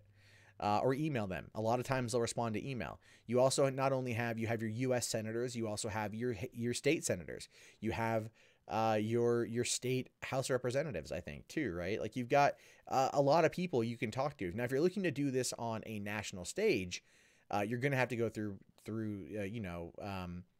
your congressman and talk to them, and then try to build up bipartisan support and go from there. It's going to require a large push. If I'm being honest, Gizmo, I don't think it's going to happen. And it's not to say that it can't happen. Not to say that people out there aren't wanting this to happen. I actually really like the idea. The biggest problem that stems from it ultimately is the fact that there are so many people out there that don't believe that video games, aren't responsible for these things, because they like to blame something. They like to blame anyone for anything, that they end up not caring. And then also what you got to realize too is when it comes to politics, there's a lot of money involved. So someone's going to have to lobby a state senator or lobby a senator or lobby a congressman in order to get this thing going. And the thing is, the only people that would be able to do that would be something like the ESA. They're a lobby arm of the video game industry. Maybe the EFF, the Electronic Frontier Foundation, they're also a lobbying arm that might be someone to talk to for putting an idea like this through. I do feel that ultimately, when we look at the idea, the concept of gaming in the modern age, that we need to start approaching it from an entertainment perspective and not try to put every one of our problems on it. I'm sorry, Candy Crush did not cause Parkland to happen. That's just not objectively true. Neither did Grand Theft Auto. Neither did Manhunt. Those games, while violent, extremely violent in Manhunt's case, which is one of the reasons why it's so fucking awesome, did not cause it. There was clearly indicators this man was crazy. There were clearly indicators he had mental problems. And there were clearly indicators that multiple people dropped the ball when trying to deal with him. None of that ties back to video games. But every time it comes up again, it's always the Dylan Klebold and Eric Harris Doom obsession. These guys played 2,000 hours of Doom. And that was one of the things that people took away from Columbine. They tried also arguing that Marilyn Manson was a reason for it. No, those guys lusted after power and fear, and they were angry. So video games have been the scapegoat for a lot of shit for decades. Coming up on 3 decades. So if you want it done, it's going to require a large push. And I think it's possible if enough gamers got behind it. The problem with it is, though, is that you'll have people like Anita Sarkeesian that might be for it at first somewhat, but will always still say that no matter what, gamers make, or gamers are sexist if they play games with tits in them. And people like Trump are always going to sit there and say that games are violent and that causes this kind of shit to happen. Entertainment and those kind of mediums are a great scapegoat. And they're never going to stop. It's true. It's sad, but it's fucking true. Drives me up the goddamn wall. It does. It just drives me up the goddamn wall because there's not a fucking thing that anyone can do. Not one goddamn thing. It's the same thing when it comes to fake news on fucking YouTube. Nothing you can do about it, right? So, just lame. Just lame. All right, I did see the Streamlabs real quick. I saw that Pixel Puncher. Oh, that was also you. Okay, so Gizmo, you're also that too. Okay, thank you. It's same comment. The joystick bill. I do appreciate your super chat as well as your Streamlabs donation. Again, streamlabs.com/Monday, Matt. So we have all that. All right. So if you guys got questions, we got some time. We get 15 more likes to get to 150, guys. Come on, beat out. Give me more likes than what we have for the negative. You guys can do it. I believe in you. You also blame Nickelback. That one I'd get behind. Chad Kroeger, yeah. There's something deeply wrong with Chad Kroeger. So, oh my God. Trump is 71 years old. That should explain his outdated views on video. I agree. You blame it on the 54 million to ignore the students of color crimes. I heard something about that, but I have not looked into that too much.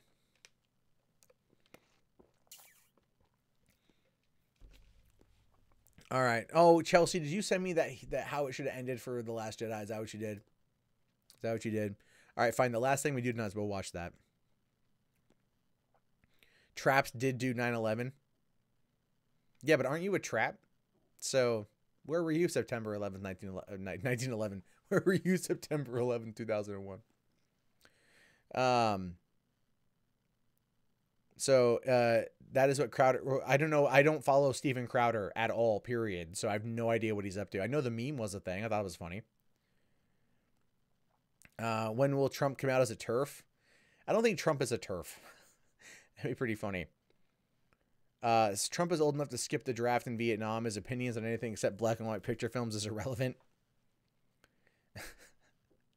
Can we Captain Kirk Carrot's mod wrench 1 minute of silence? Whatever. Yeah, I'm not going to... I think because people want Champ to be a mod, I'm just not going to make him a mod. So there's that. But no, my question though is whatever happened to Carrot?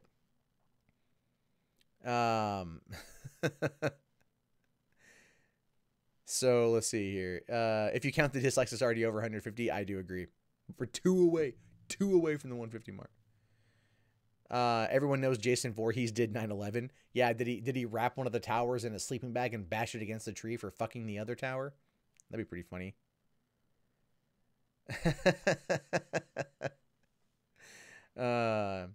Never mind where you were in 9/11 2001. What about the new Fable? Yeah, I did hear that Fable 4. I saw something about Fable 4. I have no idea. Yeah, like here's the thing is, okay, well, let me ask you this. Okay, because we'll ask a couple questions to you guys. If you guys want me to start covering more gaming news, hit 1. I do want to know. I am looking to maybe get back into some gaming stuff, because I don't talk about it as much anymore.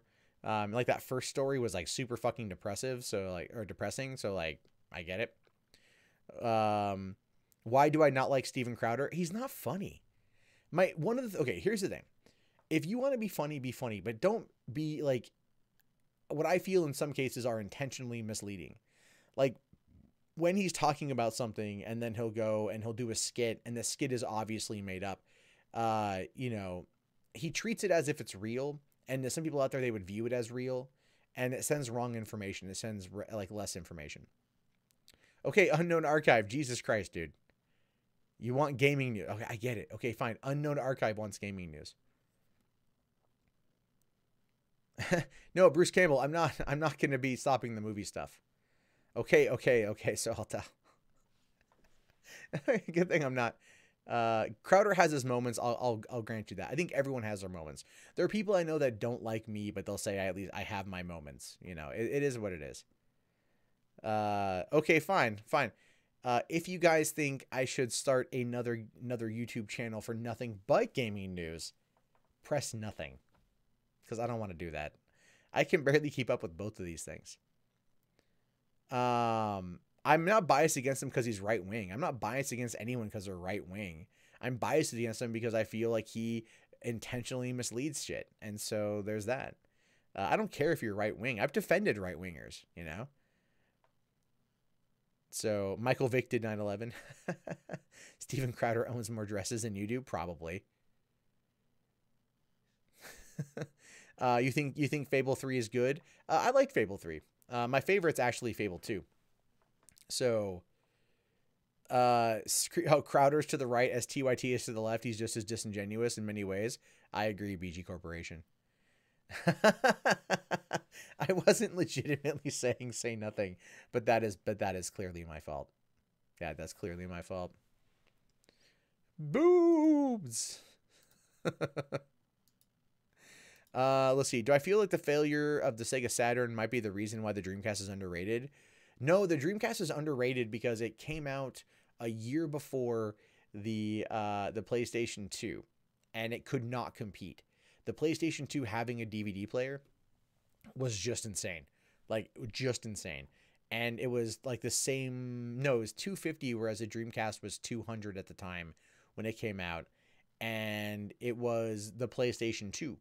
I mean, it just did very well. The Dreamcast couldn't compete with that. And then even though it had the ability for online gameplay, it was not cable-based. It was all, dial-up, right? And so there was that. And I remember NFL, what was it? NFL 2K, I think was the first Dreamcast game to go online. I bought it simply to play online, and it was laggy as shit. Alfonso, let's see, $20 Mexican. Venezuela using cryptocurrency officially. Who's next? Really? I didn't hear about that. I've thought about covering more cryptocurrency news too, because I find it to be fascinating and I want to learn more. The Dreamcast did all the right things at the wrong time. I totally agree. I need to do a roller derby. I would do a roller derby. I want to go to a roller derby. I do.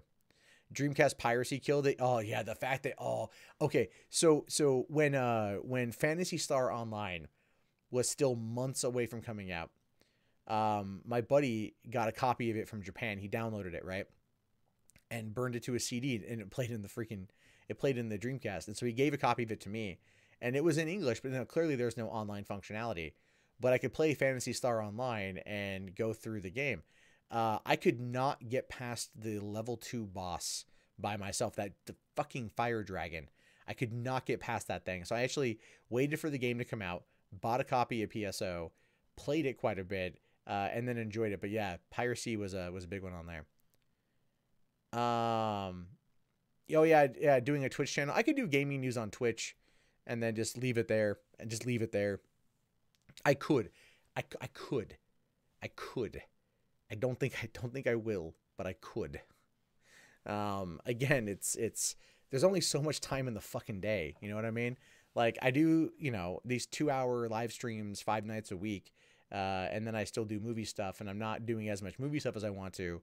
But tomorrow I do have a video coming out. Well, if my editor can finish it. It's I think 8 movies to see in March and 3 movies to avoid. That's something I'm doing for the $3 Theater right now. Because there's actually a fair amount of movies coming out this month, and he's editing it together, so that's pretty good. I'm the reason the Dreamcast failed because I pirated one game. Dude, I even bought Soldier of Fortune on the Dreamcast. You know, like, I had Resident Evil Code Veronica. When my Dreamcast died, I was very upset. I was very upset. I loved my Dreamcast. Any thoughts on the Saturn? I was more of a Nintendo guy. I never owned a Saturn. You really go out of your way to find more rare survival horror games, and the Saturn has had a surprising amount of them. You know what? I heard that, but I never had it. Banks don't like cryptocurrency, something to think about. Well, banks are kind of getting on board with it, but yeah, they're still pretty... Well, I did that video the other day about the Bank of Poland paying YouTubers to do anti-crypto videos. Well, that was pretty funny. Shenmue 3 apparently has got an open-ended story that's going to lead into a sequel. I will be getting Shenmue 3, and if they do Shenmue 1 and 2 remastered, I'm gonna probably buy them. But Jesus Christ, actually doing it's gonna be insane. What's the preview the video? What's the #1 movie to see? They're not really like in any specific order. I don't have them like #1 or #8. The one movie I would say to see in this month now would be probably Ready Player One. Because it's Spielberg and because the book is pretty damn good. And then also the one movie to avoid and really is Wrinkle in Time. That's gonna piss off me, but I'm okay with that. Champ, I don't know who you are, and Riley Turner's been here for a long time. That's why you're not a mod. Unless you change a YouTube account and you're somebody else who's been here for a while.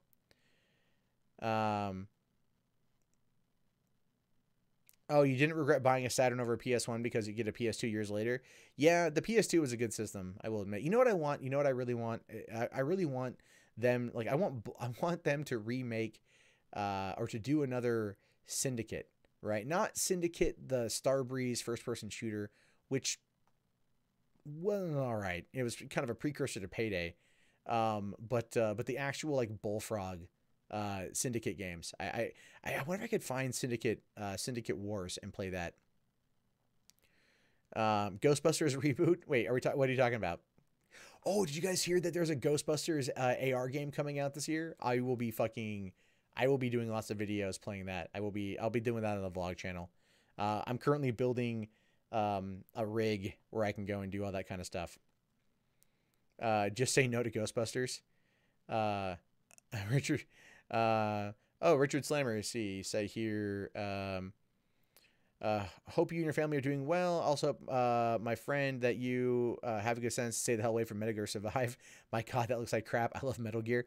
I was at Best Buy last night, getting the Fitbit.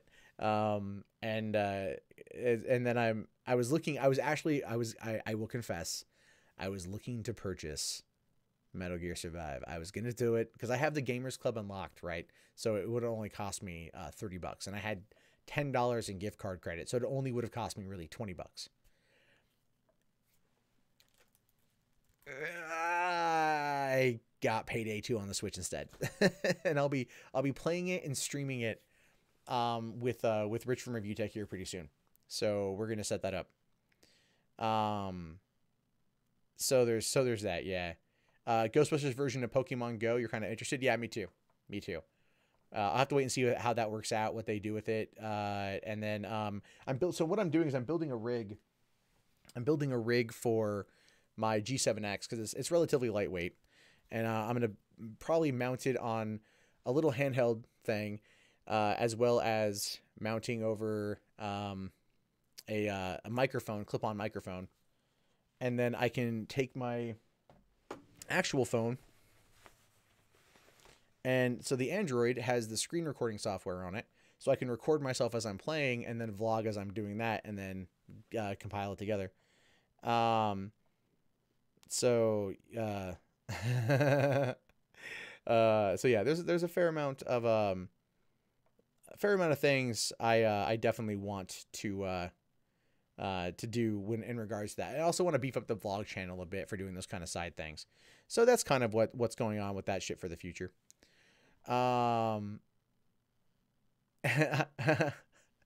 You saw a light go away when I hinted that I bought Metal Gear Survive. I did not buy Metal Gear Survive. No, I won't. Here's the thing. If they fix Metal Gear Survive, if they fix the problems with it, which I think they probably will, because they're gonna have no fucking choice, then I will probably pick it up when it's cheap.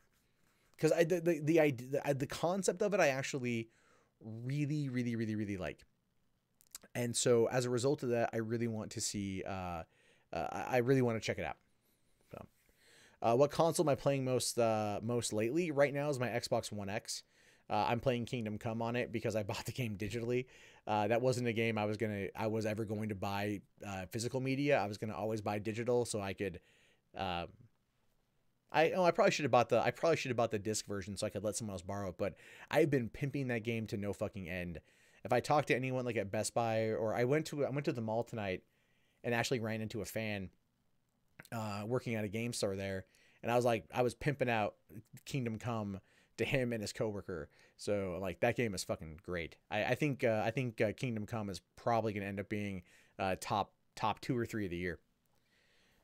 So Rich has a sort of stalker on his channel. I don't have a stalker, but Rich's stalker is the person who doxed me and attempted to blackmail me. So there's that. You think Konami was just being spiteful when they made MGS Survive? I completely agree. Kind of like how Destiny fixes Bungie. Yeah. Let's not talk about Destiny and Bungie 2. Let's not talk about Destiny and Bungie 2 at all. That's yeah, the game, I felt Bungie did a good job on the updates in terms of gameplay, but then it was all that fucking back end shit. So good night, Tracy Peter. Thanks for coming in. The thing is, Lunith, I do like to buy physical. I do. It's one of those things where it's kind of like I fully expect to go through Kingdom Come again, simply because I really love the fucking game.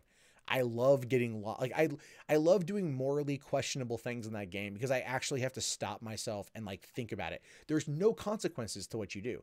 Like if you don't get caught, you just don't get caught. Like no one knows what you did. There's no morality system. It's entirely based upon your own personality. So like today, for example, I'm doing a fast travel. I come across this guy, a wayfarer. He tries to sell me on a what's it called? A map. He tries to sell me a treasure map, right? Wants 80 freaking groschen for it. I'm like, fuck your 80 groschen. Right? I'm like, you know what I'm gonna do? I'm gonna rob this dude. That's what I'm gonna do. Right? So I say, no, I'm not paying you your money. Right? Walk away, sir, walk away. The guy goes and walks away. As he's walking, I creep up behind him. Granted, I'm like in full on chainmail, so I'm just jingling like a freaking Christmas tree. And I walk up behind him and I just choke him out, right? Because you can knock him out and shit. So I knock him out. He ain't got no map on him. So now I'm kind of fucked. Because the dude, I could kill the guy, but then I'm feeling kind of guilty because the guy was just trying to like sell me a map. I don't know if he's being real or not about it. So I'm like thinking maybe if I kind of go and I hide a little bit, if I go and I hide, they're unconscious, they'll wake up. And if he didn't see that I'm the one that knocked him out, he won't know that it's me, even though realistically he probably would. So I wait about 5 minutes, the dude wakes up. And I'm sitting by a tree and I hear him go like, "Who's there? What are you doing here?" And I'm like, crap. The dude's not happy with me. He's not too thrilled with what I've done. So what can I do? So he starts like running off in this one random direction. Like thankfully not towards town, but just running off into the woods. So I call my horse and I start chasing after him. I tackle him thinking I can tackle the guy and maybe like get him to calm down or whatever. Won't do it. So I pull out my bow and arrow and I start firing off rounds at him, firing off shots as he's running, trying to hit him. And eventually, like, I get in front of him. I pull up my sword and just start hitting him with my sword. And then he crouches down like, "Oh, no, please, like a mercy kill." And I run up and just keep smacking him with the sword. And then I realized that I freaked out because I didn't want to have anyone know what I've done. So I just killed this random dude in the middle of nowhere, left his body in the woods, and took the $12 he had on him. And then I went and paid a hooker for sex. And healed all my wounds and got my clothes clean. So yeah, it's a pretty productive day in Kingdom Come. This game is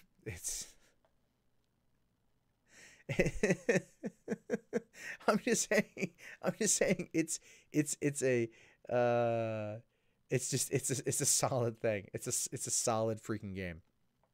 Um so there's definitely I would recommend it. You get yourself into these moments where things are like questionable, because it's not like you're playing a game where there's like a morality system on a sliding scale. There is none. And so you just kind of have to do what you want to do. And there's lots of thieving missions, and I've done thieving missions. I've done other missions as well that, you know, are morally questionable, but it's also kind of like, you know, I need money, I need armor. I'm trying to hunt down these dudes who did some bad stuff, and you know, that's kind of what I need. So I'm just saying, it is a solid game if you guys have not checked it out yet.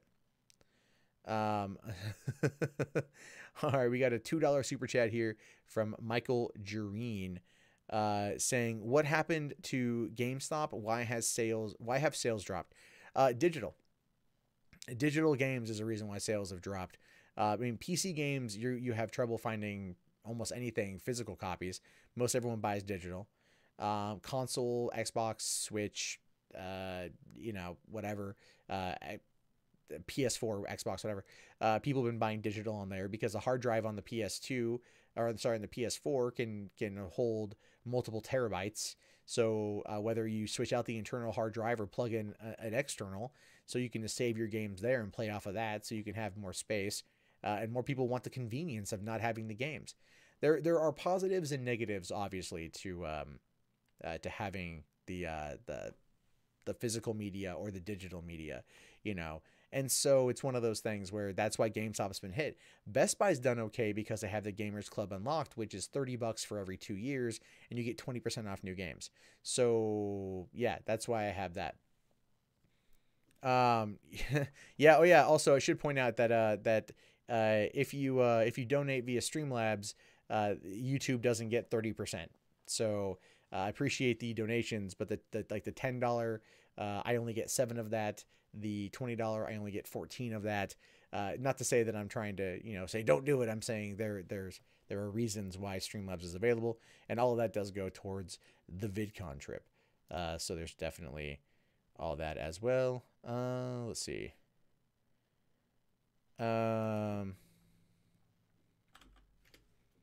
So so yeah, there's always some shit with that. I always feel kind of bad just because I you know, but it is what it is. They don't make it any freaking easier. Let me take a quick look here. Okay. So awesome, we get 220 people still watching. What do we have for likes and shit? What are we at? What do we have for likes? We hit the 150. We hit 150. Awesome. I'm happy with that. I am definitely happy with that. Okay, so I should probably wrap it up here in a few minutes, unless you guys got any more questions you want to ask. I can answer them. This, of course, is my last stream of the week. I'll be back on Sunday. I might be doing the change, for what's it called? My sleep schedule. I've talked about it before. Hasn't happened yet, but it might be happening this weekend, as I don't have anything going on. I don't have to leave town. I don't have to, you know, go anywhere. So that could be something. In which case, this stream would go way earlier in the day, and everything else. Probably closer to, if I were to do it, I probably would do this stream around like maybe like 4 p.m. PST or something would be when it would happen. And then the content would just go out earlier in the morning the next day. So it's just something that might happen. I can't guarantee anything yet. Will Nintendo ever finish Project Dolphin? No, that's gone. Pokemon question, Misty or May? It's always been Misty. Oh, right. I'm sorry. I promised Chelsea that we would watch the Star Wars. All right. Okay. Oh, wow. It's 7 minutes. Holy shit. That's a lot of fucking time, dude. I didn't know it was going to be that long. Okay.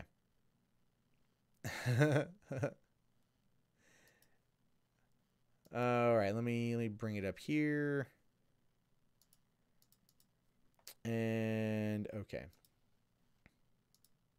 Hold on, I'm just trying to find everything. Okay, so there was a $1 Streamlabs donation from Daka saying the true Konami spite is the MGS3 pachinko machine. Completely agree on that one. I do completely agree on that one. All right. So let's, fuck, where the fuck is that goddamn? Okay. Let me, make sure I got my headphones. Oops, okay. I gotta find my headphones so I can plug them in. I don't know where the hell they are.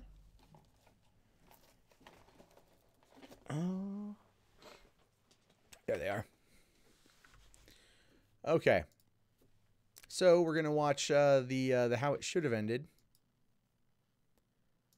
As a request, as a final of the night request. And then of course, if you guys haven't already, I recommend the Discord, links below in the video description. Good place to chit chat. I'll probably jump in there for a little bit after this. So if you guys want to jump in there too, it's a good place to ask me any questions live. While I do my editing, as I like to jump in there and chit chat for a little bit. So let's do this. Of course, we're going to snap it out because that was requested. All right, so this is the How It Should Have Ended for Star Wars The Last Jedi. All right. Also, make sure your sound is good. Okay. Okay, should be good. All right. Let's do it.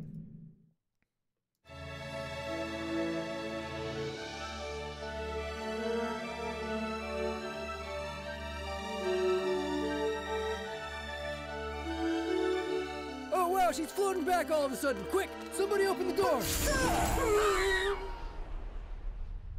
Yep. Oh, my.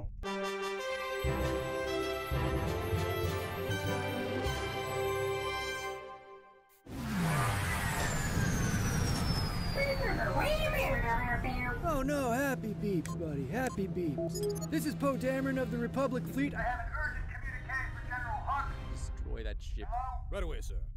Oh, poop. We got enemy fighters closing in.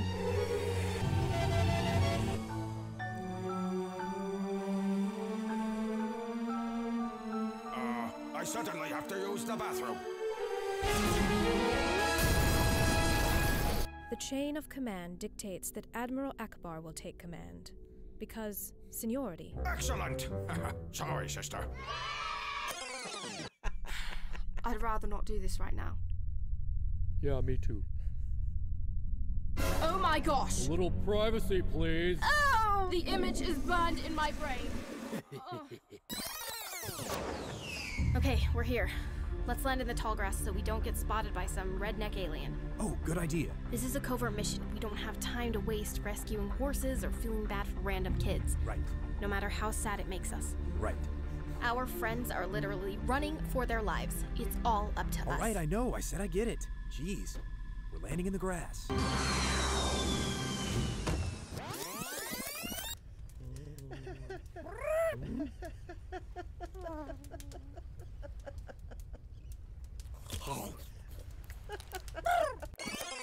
And that, dear child, is my origin story.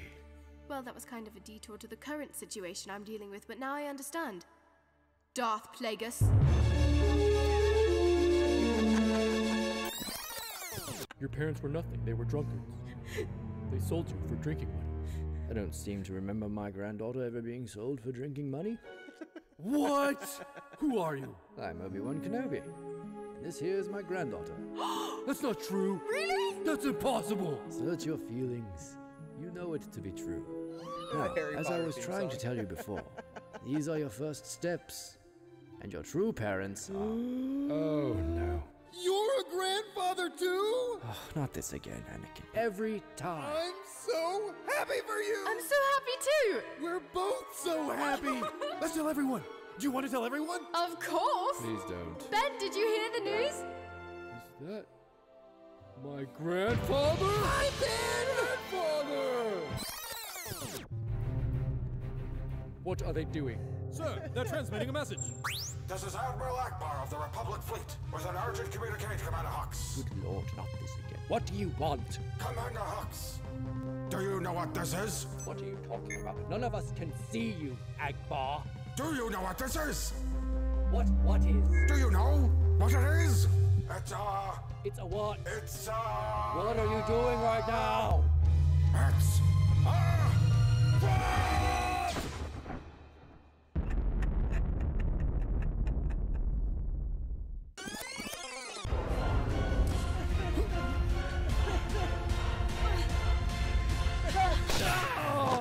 Why just slides off my hand?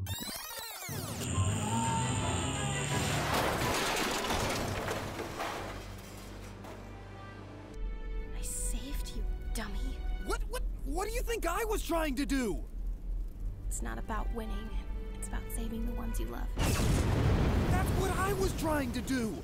Akbar did the exact same thing earlier. Let's kiss. What the? No! This is just sad. Shall we let him go? No. Oh dang, Finn and Rose just died. Finn and who?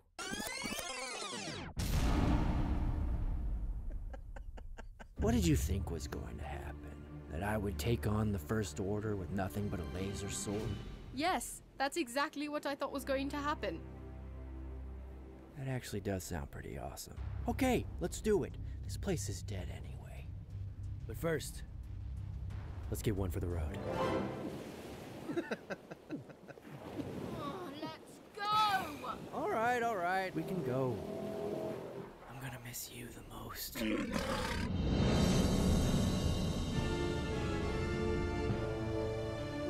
I want every gun we have to fire on those two. Do it.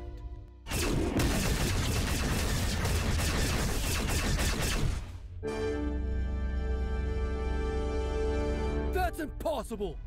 He's never been seen having that force ability before. Well, we have all seen you do that before, so it's not too crazy to think he can do the same. Shut up, Carl! Nobody asked you! Now.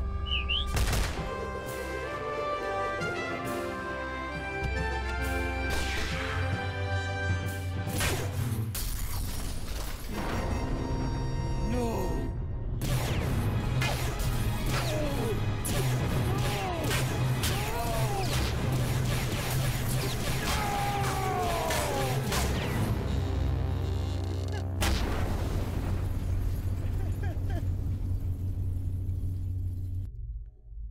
Bring me down. No! Come on! What is with you and lightning all of a sudden?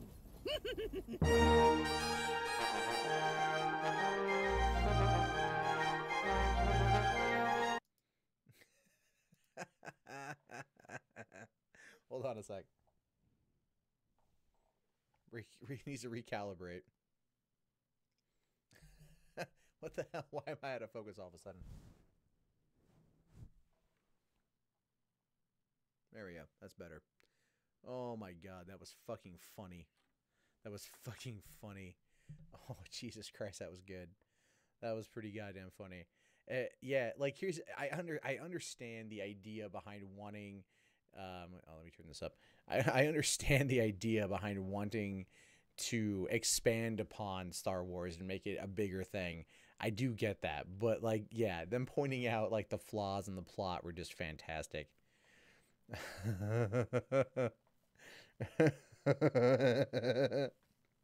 Let's see, if Star Wars didn't have that one awesome dude from ILM designing all their cool ships and shit, it would have been relegated to history.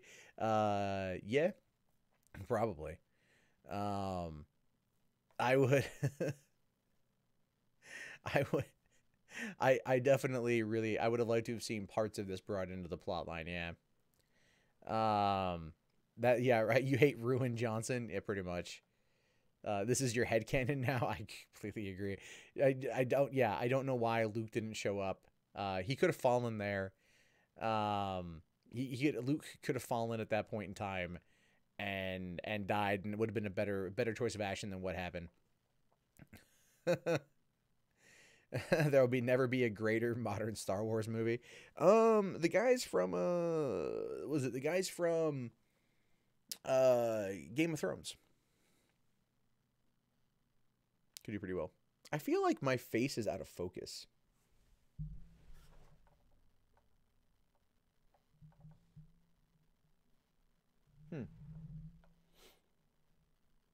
Weird.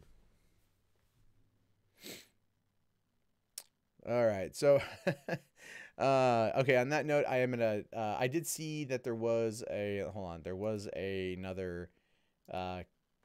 Streamlabs donation from Abyss Walker saying, take all my $2. I will take your $2, sir. I appreciate that. Thank you. And want to make sure we're good on all that. Okay, so all right. Yeah, I'm gonna wrap up right now, just in order to get out of here. Yeah, I think solo will treat me better. Will definitely treat me better. So for those of you guys who came in late, if you want to watch the VOD for this, it will be up pretty soon. For those of you who haven't already, check out 3 Buck Theater. I think the link is in the video description.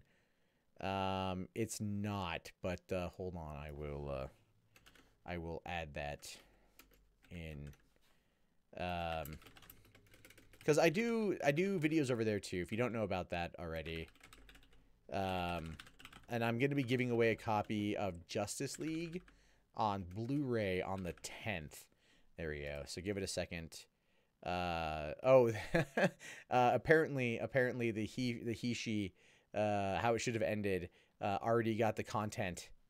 It already got content ID flagged. So that happened. That's pretty, I don't care. These streams never make any money. So I do them. That's why I do the individual videos. But yeah, check out 3 Book Theater, and I post content over there all the time, like every day. Yeah, I'll be back on Sunday night, probably. If not, I'll post a video talking about the time change on the stream, or just keep an eye out for me on Twitter. So if you're not following me on social media, definitely do that. And so I will. No, Champy didn't get muted, but I'll talk to you guys later. Thank you guys very, very, very much. Had some good stories tonight. Got to watch a really good thing, and I'll talk to you all next week. Have a great weekend.